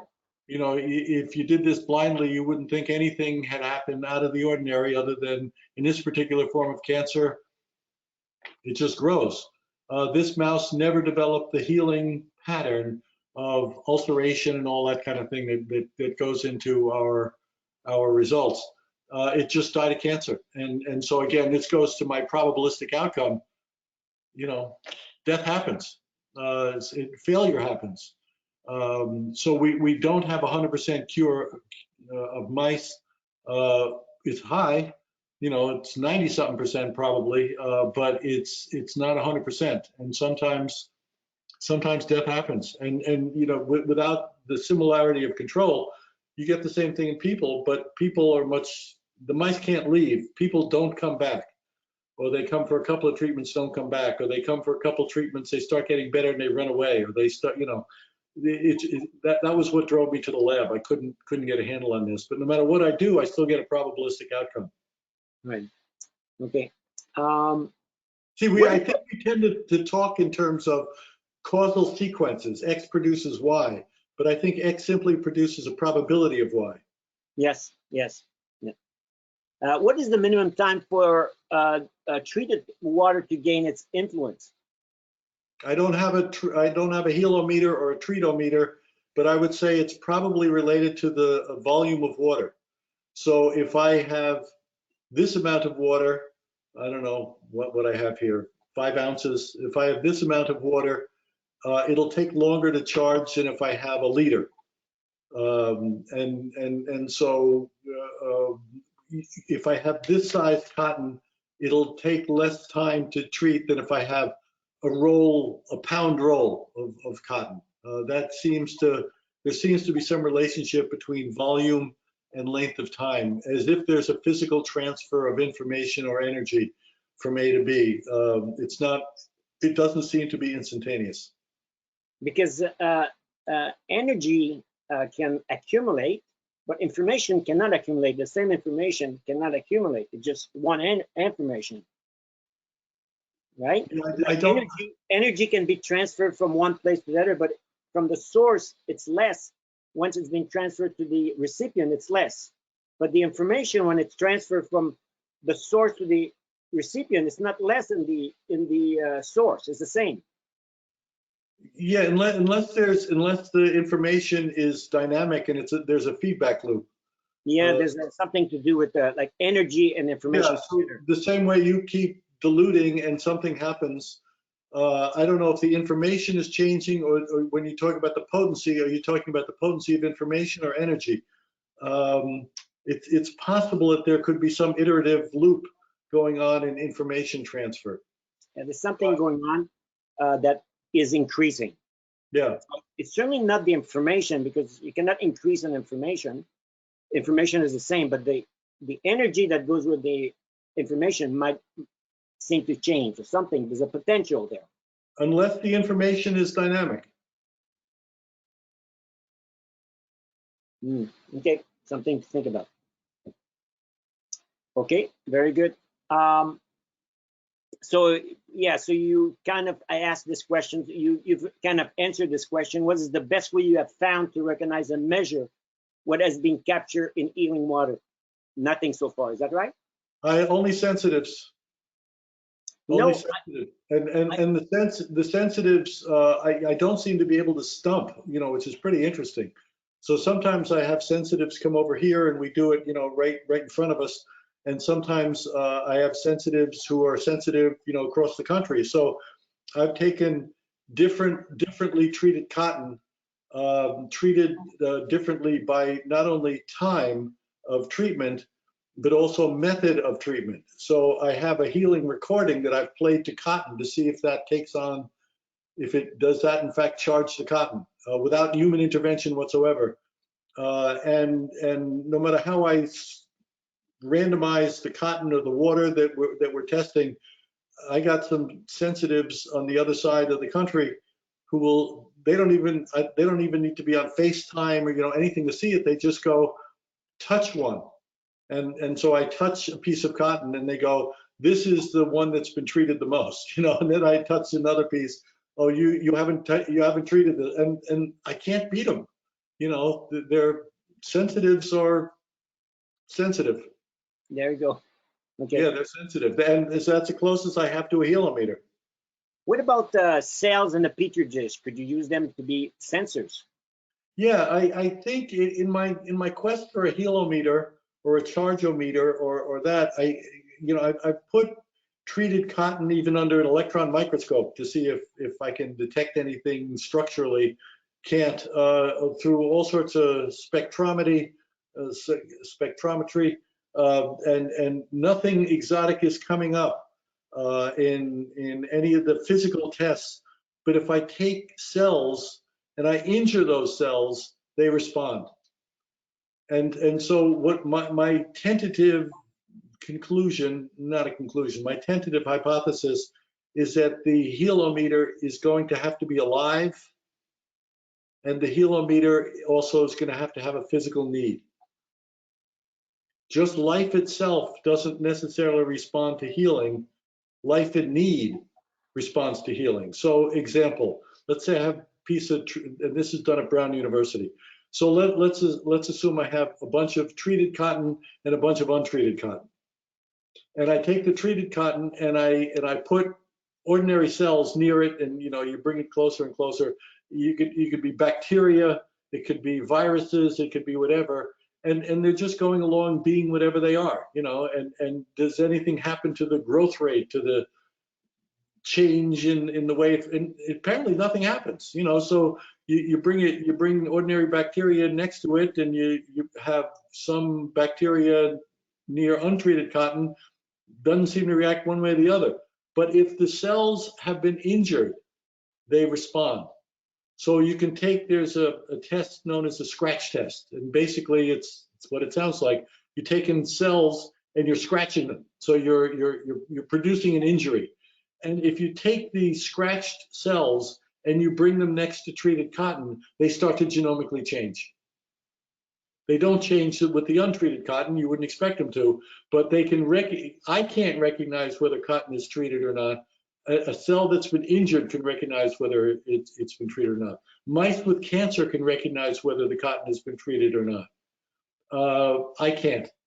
Sensitives can tell whether it's been treated or not, but in all cases, it seems to be that healing is not analogous to a psychokinetic effect.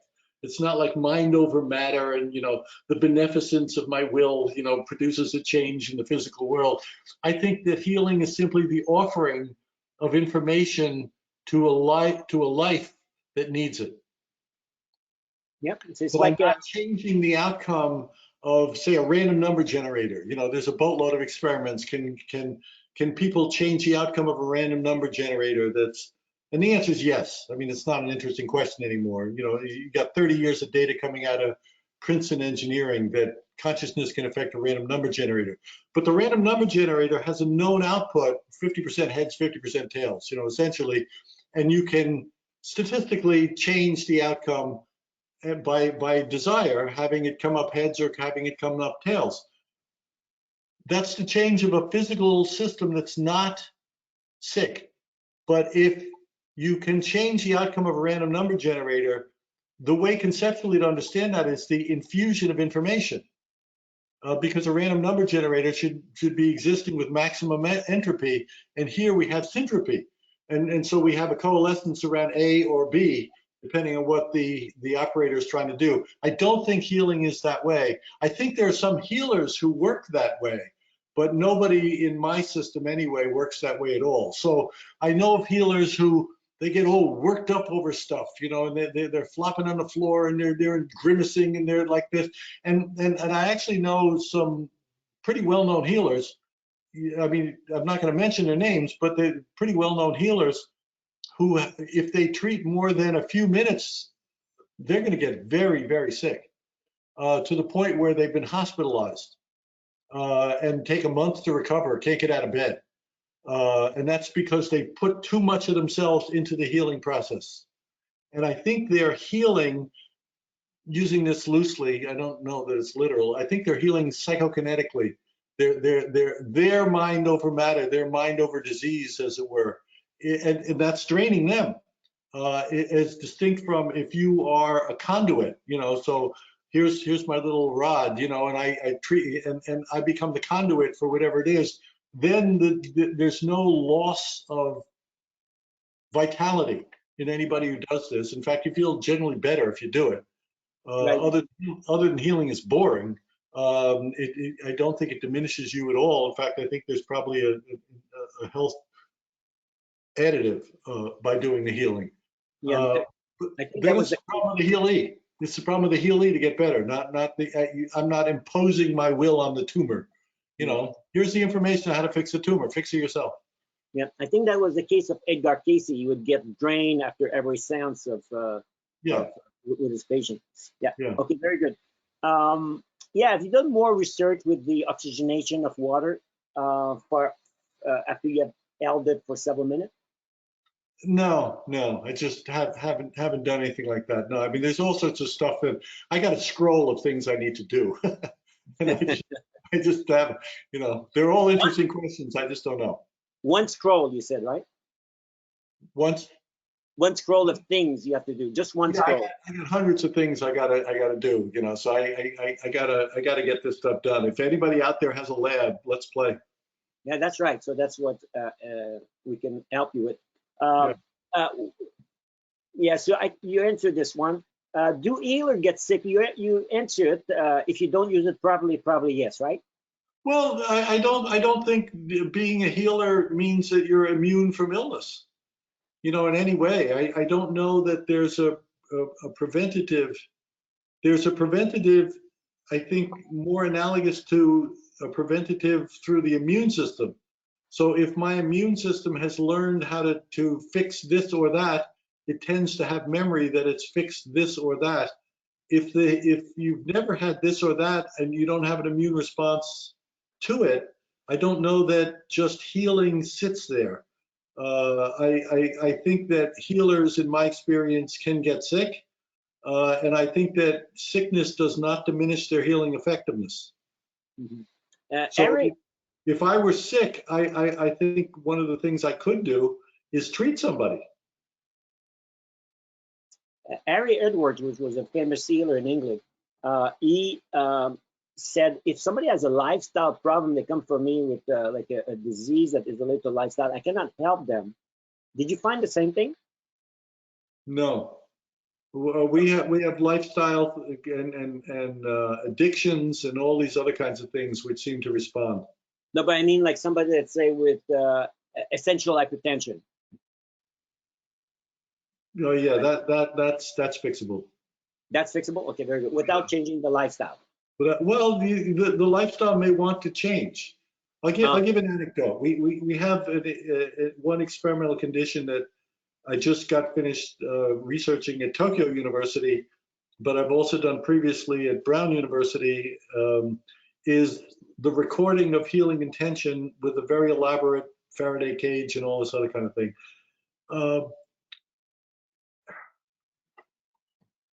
When we play the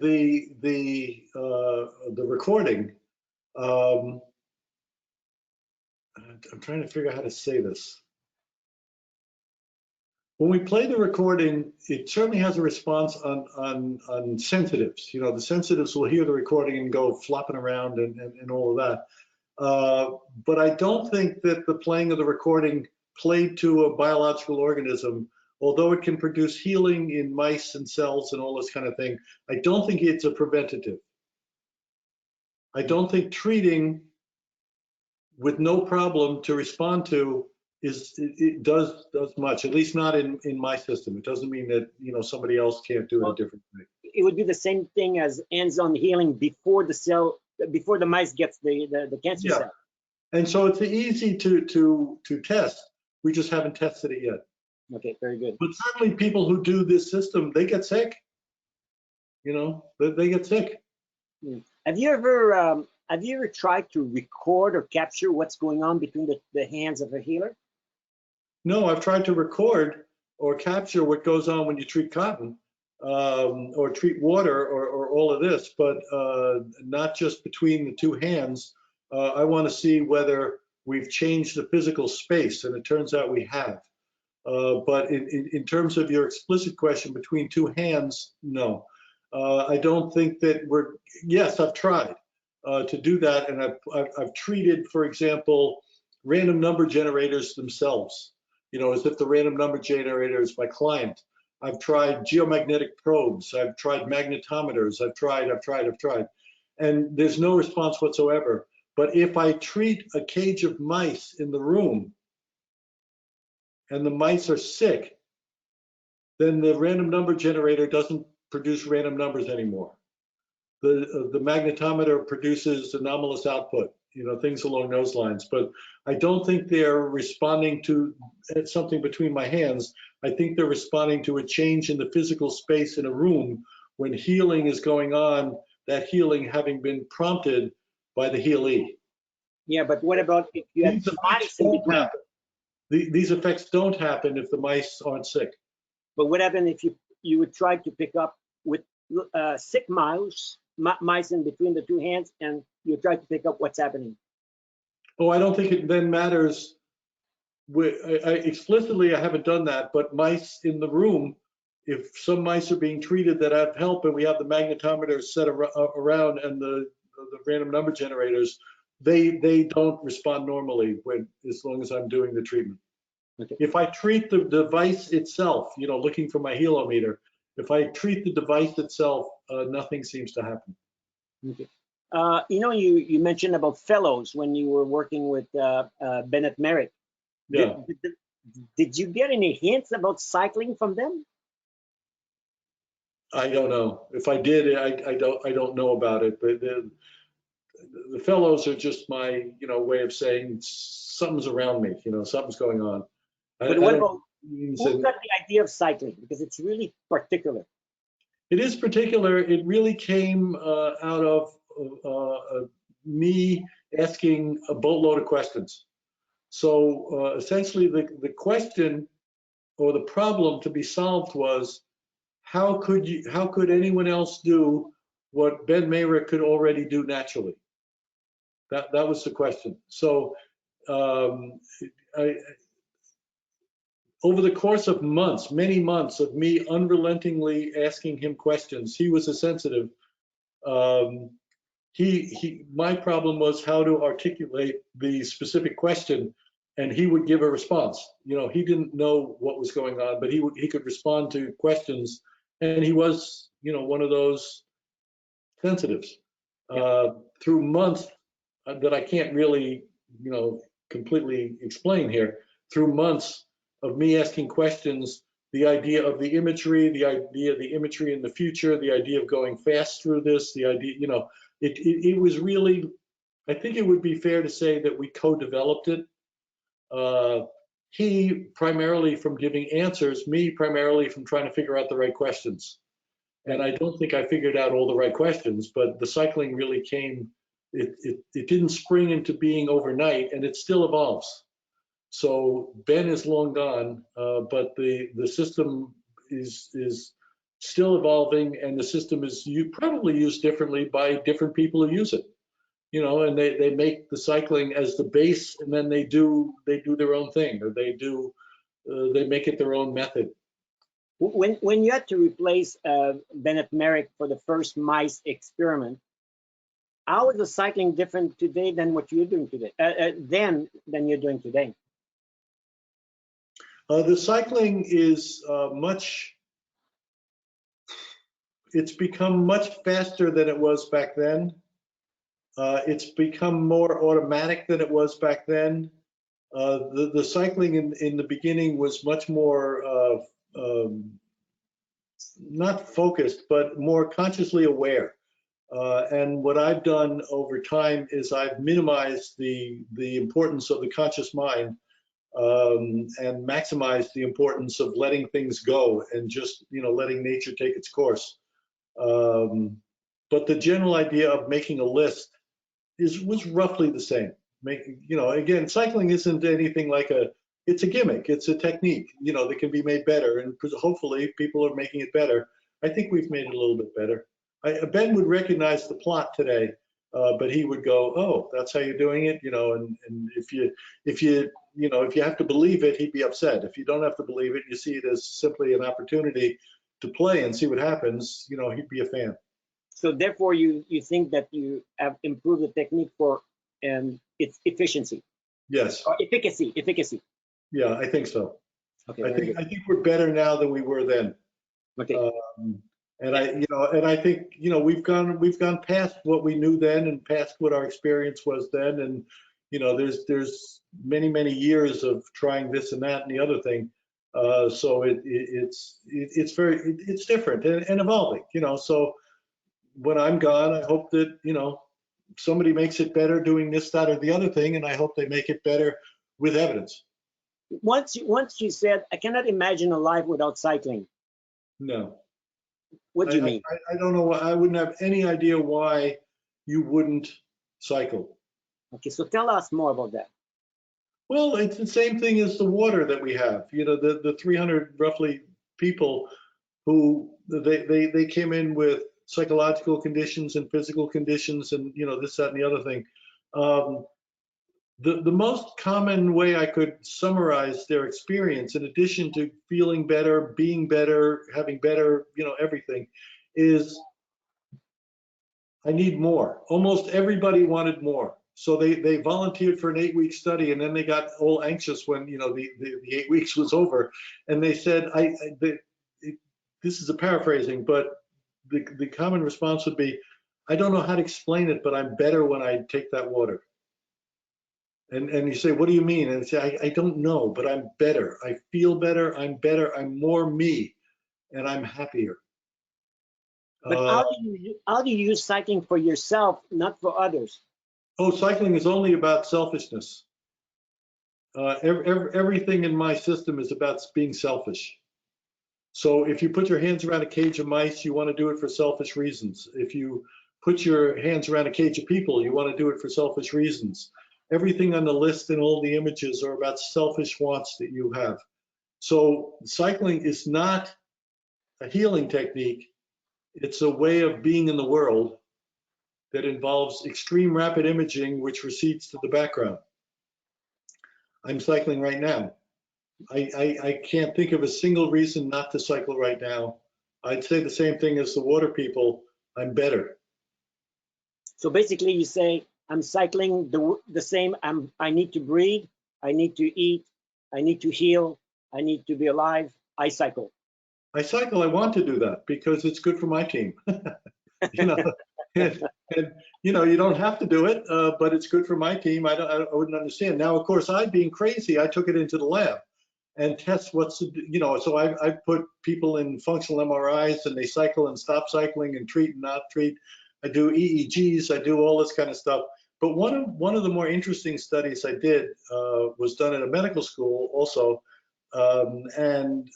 We did mouse experiments where cycling was going on, hands around a cage, and the mice, get better. And then we tried to replicate it without the cycling. So everything was the same except the volunteer healers were not cycling. The mice died. Mm-hmm. Now that'll get your attention. Yep. Yep. So my question, if someone says, do I have to do this? This is annoying, this is a pain.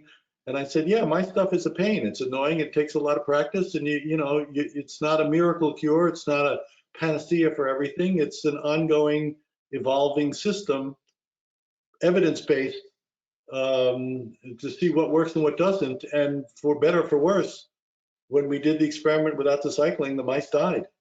I can't imagine why anyone wouldn't be cycling if they were treating anything. I just can't. And the answer is usually because it's pain, it's hard to do, it takes too much practice, I'm tired, I hate you, get away from me, whatever it might be. But the upsides are so much stronger than the downsides. We have spent almost 2 hours, Bill. How much cycling have you done in 2 hours? No idea. You couldn't count it.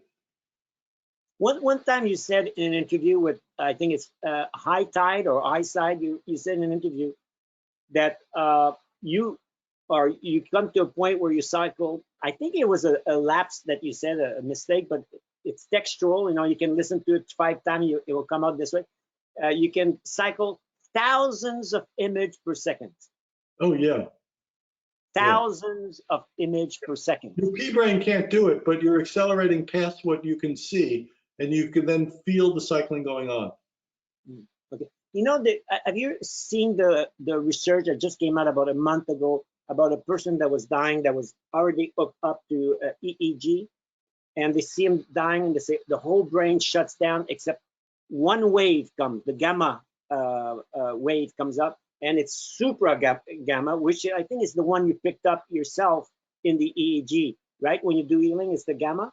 And at that time, they said it's very similar to a person that has a near-death experience, and they see their life going into a reel.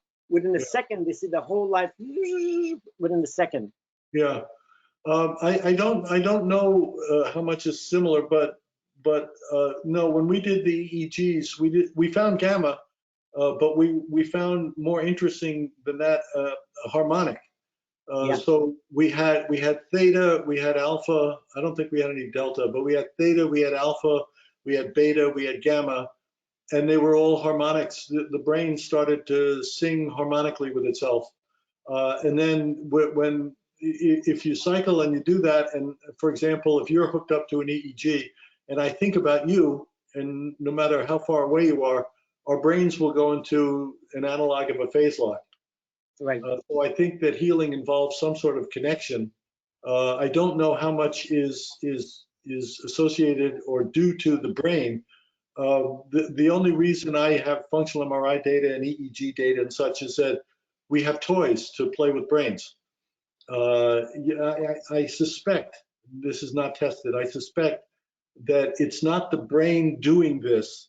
I suspect that healing happens and there's a secondary correlate of brain changes. I don't think the brain's the cause. I think what we're looking at is the effect of healing. And if we had a similar system that looked at spleens, you know, we had a splenometer, we'd probably see changes in the spleen. If we could see changes in the liver, which I think there's changes which occur, some of which occur in the brain, some of which probably occur in the heart, probably some of which occur. When I did the EEG data study, we also hooked up hearts. We didn't publish this because it's old news, but immediately when you start cycling and think of the other person, the hearts go into synchronicity. They become synchronous. And it turns out it's the healer's heart that is dominant. So if the healer is beating at a particular rate and the healee's at a different rate, and you do this, they go into the healer's mode and they beat together. The brains are different. The brain, it's almost as if the brain of the healer goes and captures the brain of the healee and brings it someplace else. So the response to the heart is different from the response to the brain, but there's probably a response to the pancreas. You know, you're going to see, something happens when healing happens, and something happens to the physical space of the place where healing happens, so that not only does healing happen, but you have a residue of that in the physical space of the room. Right. I don't think we have time for all the questions. I'll just see if there's yeah, you said in the energy book there's so many questions, and we still have a lot of questions to look at. Yeah, one or two.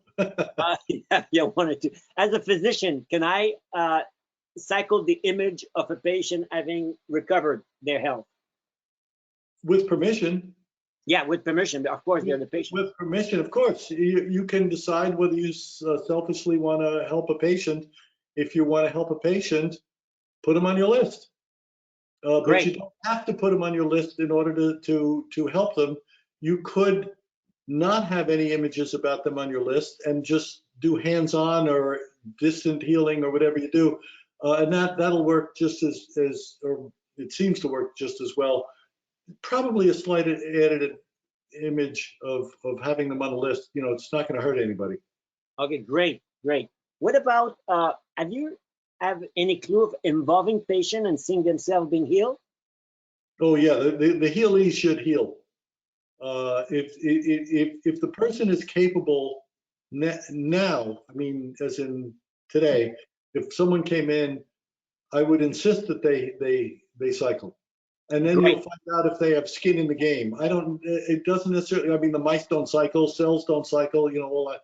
So you can do it without. But I'm not particularly interested anymore in working with someone who's doesn't feel it worthwhile to help themselves. So I would rather be a bonus to them healing and taking care of themselves, and then you add another layer of hands-on or cycling or whatever it might be. But yeah, I think it's anecdotally, depending on what the condition is. If you got a transitory, not particularly serious condition, who cares? But if you've got some serious condition, you want the patient as a partner in this. Someone comes, fix me. No, I'm not interested. I'm not trying to save the world. You want to, I can show you how to fix you, but you have to take part in it. That would be my boundary. That's not the boundary of everybody who does this. Some people who do it, they'll just do it. So Right.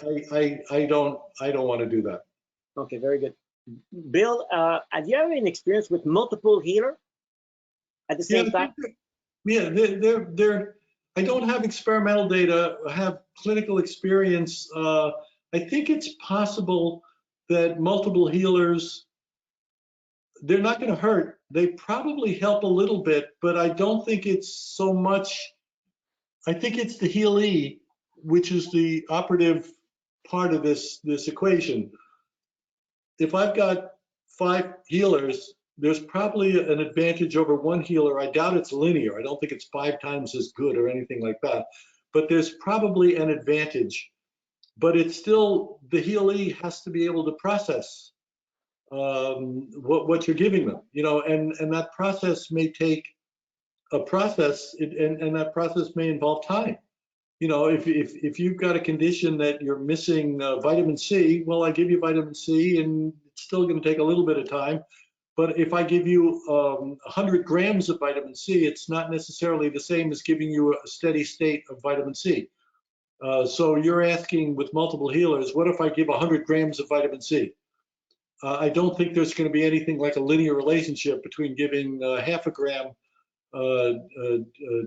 as opposed to 100. You're not going to get, an additive effect. Yeah, I say that because Mesmer, who would reintroduce hands healing in the Western world, had found that multiple healer made a difference. And also other healers I've seen, if that child that the thing grew, it was multiple people that put their hands over the child's hands, so they did a supra. Anyways, just to find out if you had some experience. Yeah, I think there's probably an advantage, but I still think that it's the healee that's the most important variable. Yeah, of course. Do you know if there's some material that can block the healing effect? Haven't found it yet. Okay, good.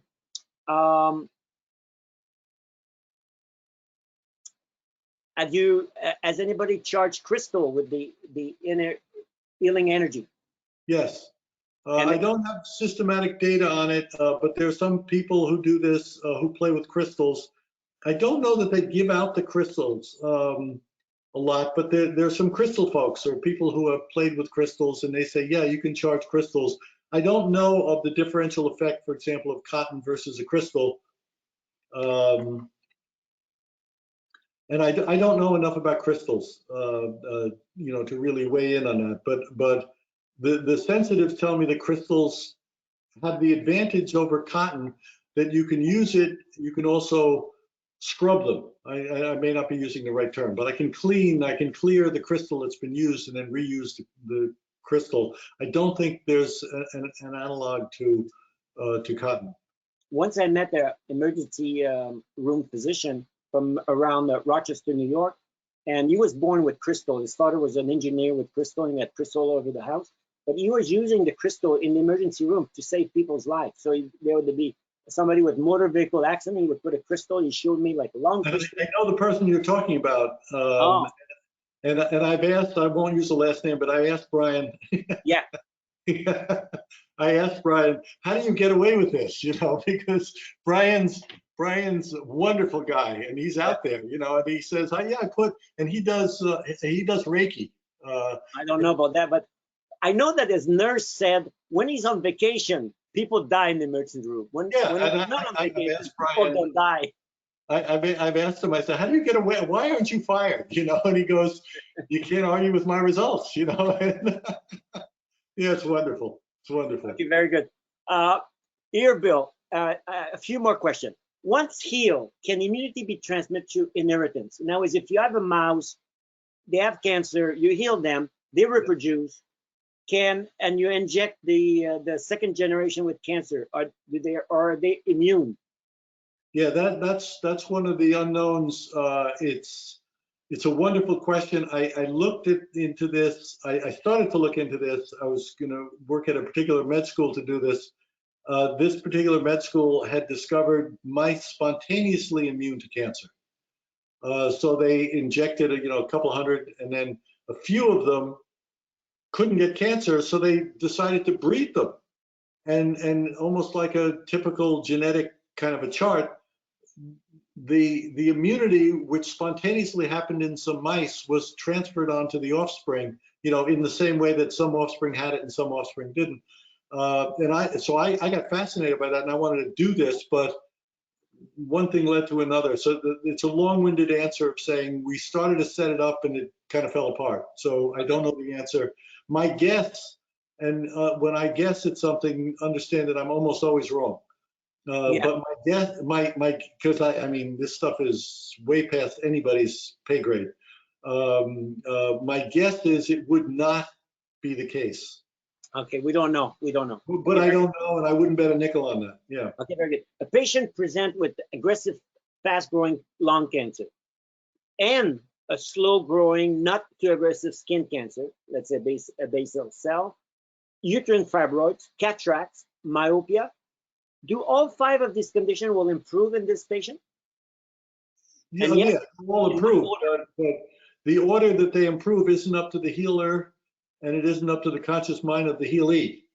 It's a matter of the information going to the body of the healee, and it's the information that's it's the healee's problem to do it, and the order they do it is not up to their conscious mind. So an anecdote, just a stupid anecdote. So we had a guy come over here once to be treated for cancer, and he came over, got treated by cancer, then went away. He was from a different state, came back a couple of weeks later. How you doing? Well, my knees are fixed.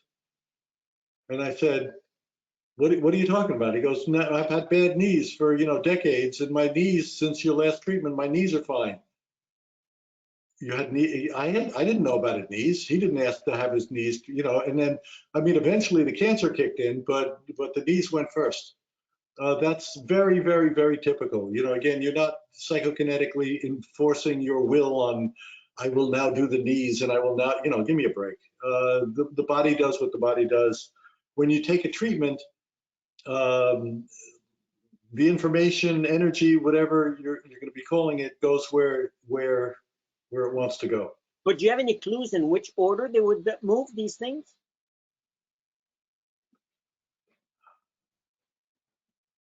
No.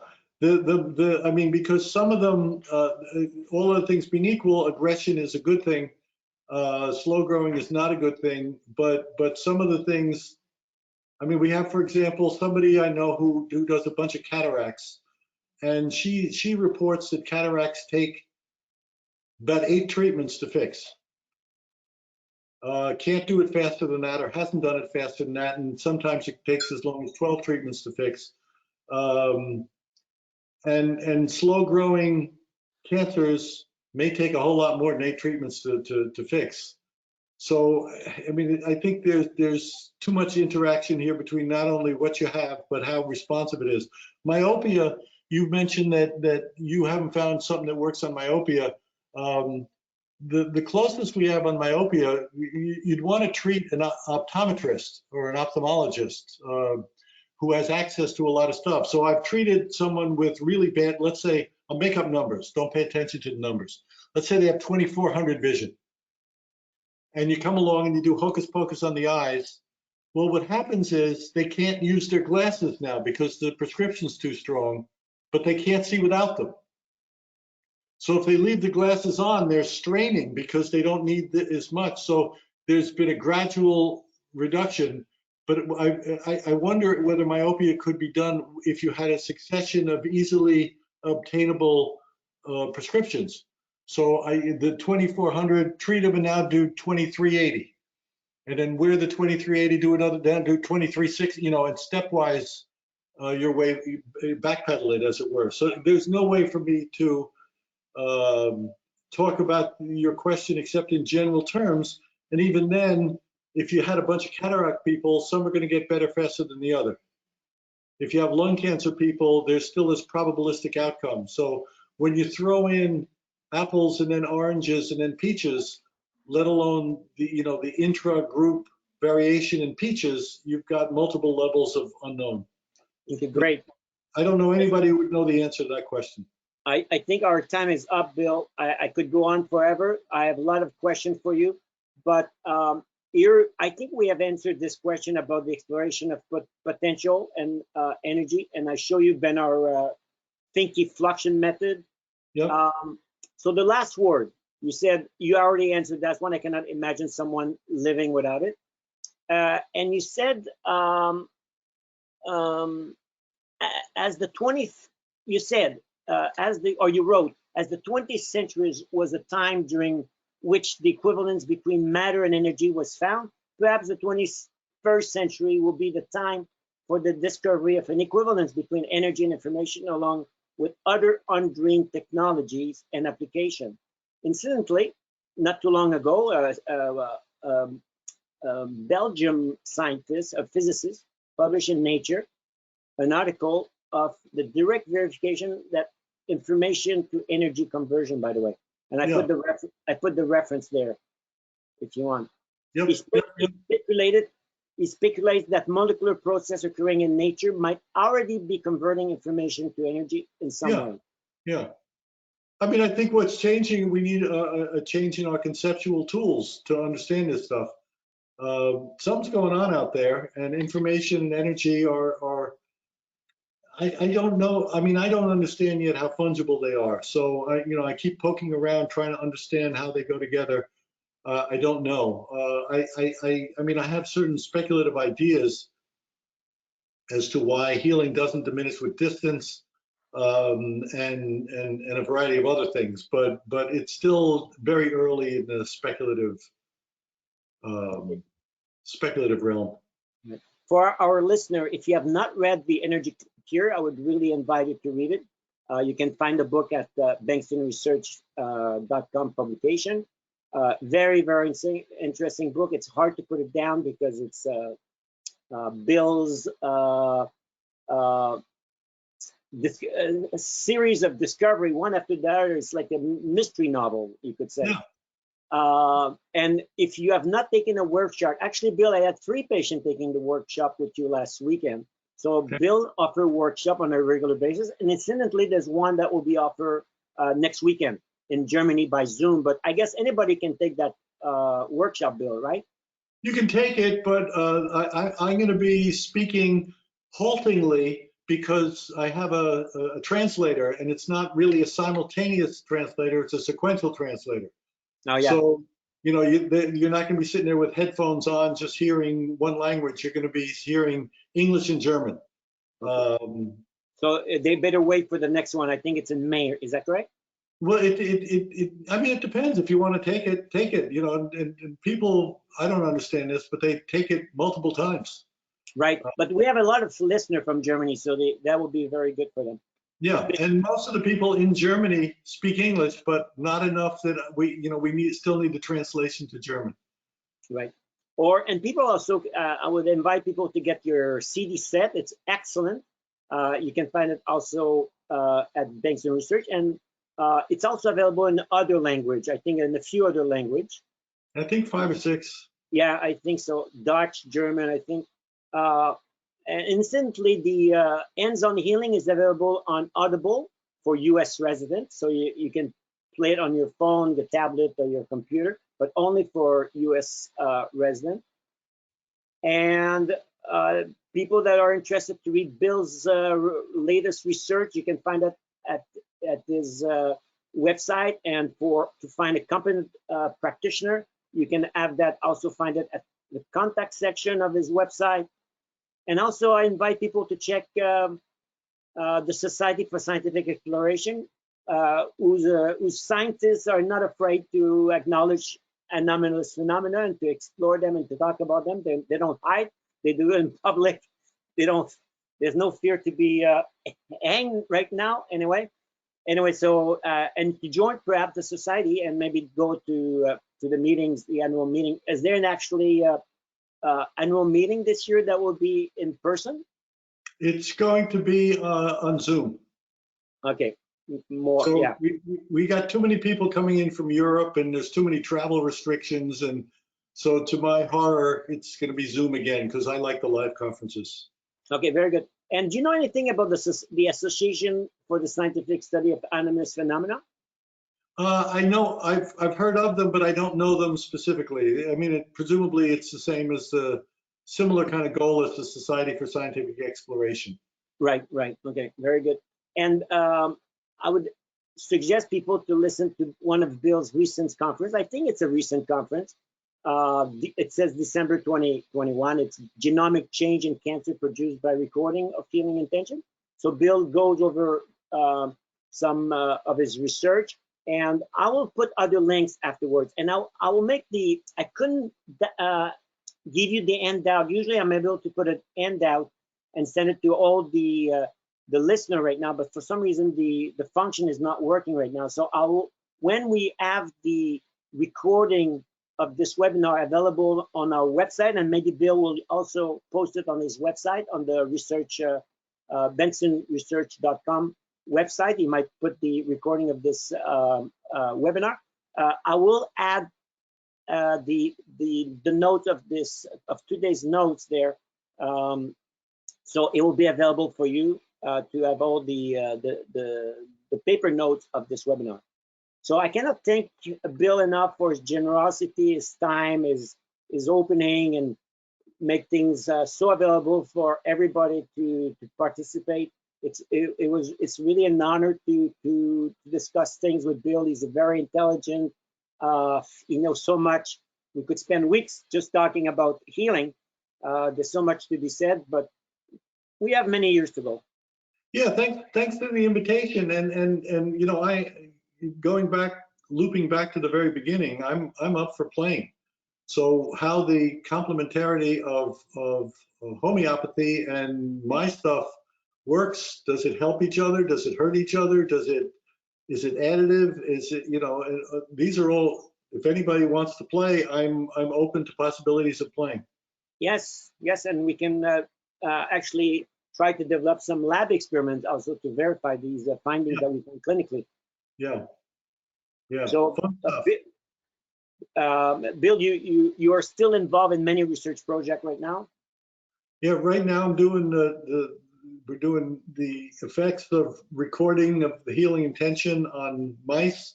We're doing a double-blind study on COVID, and you know, more is in the offing of, you know, how we're going to do this. I'm starting to look clinically again. You know, it's a little scary to me, but I've come out of the lab, you know, peeking here and there, and you know, the study is on humans.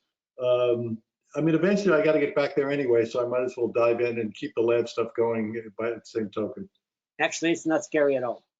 No, it is scary. If you've ever met humans, they're scary. Okay, Bill, I thank you so much. I hope we will meet again or meet in person at the live meeting. And please stay in contact, and we'll try to share our findings with you as much as possible. And we'll keep in touch with you. Thank you. Okay, much appreciated, Bill. Okay, bye-bye.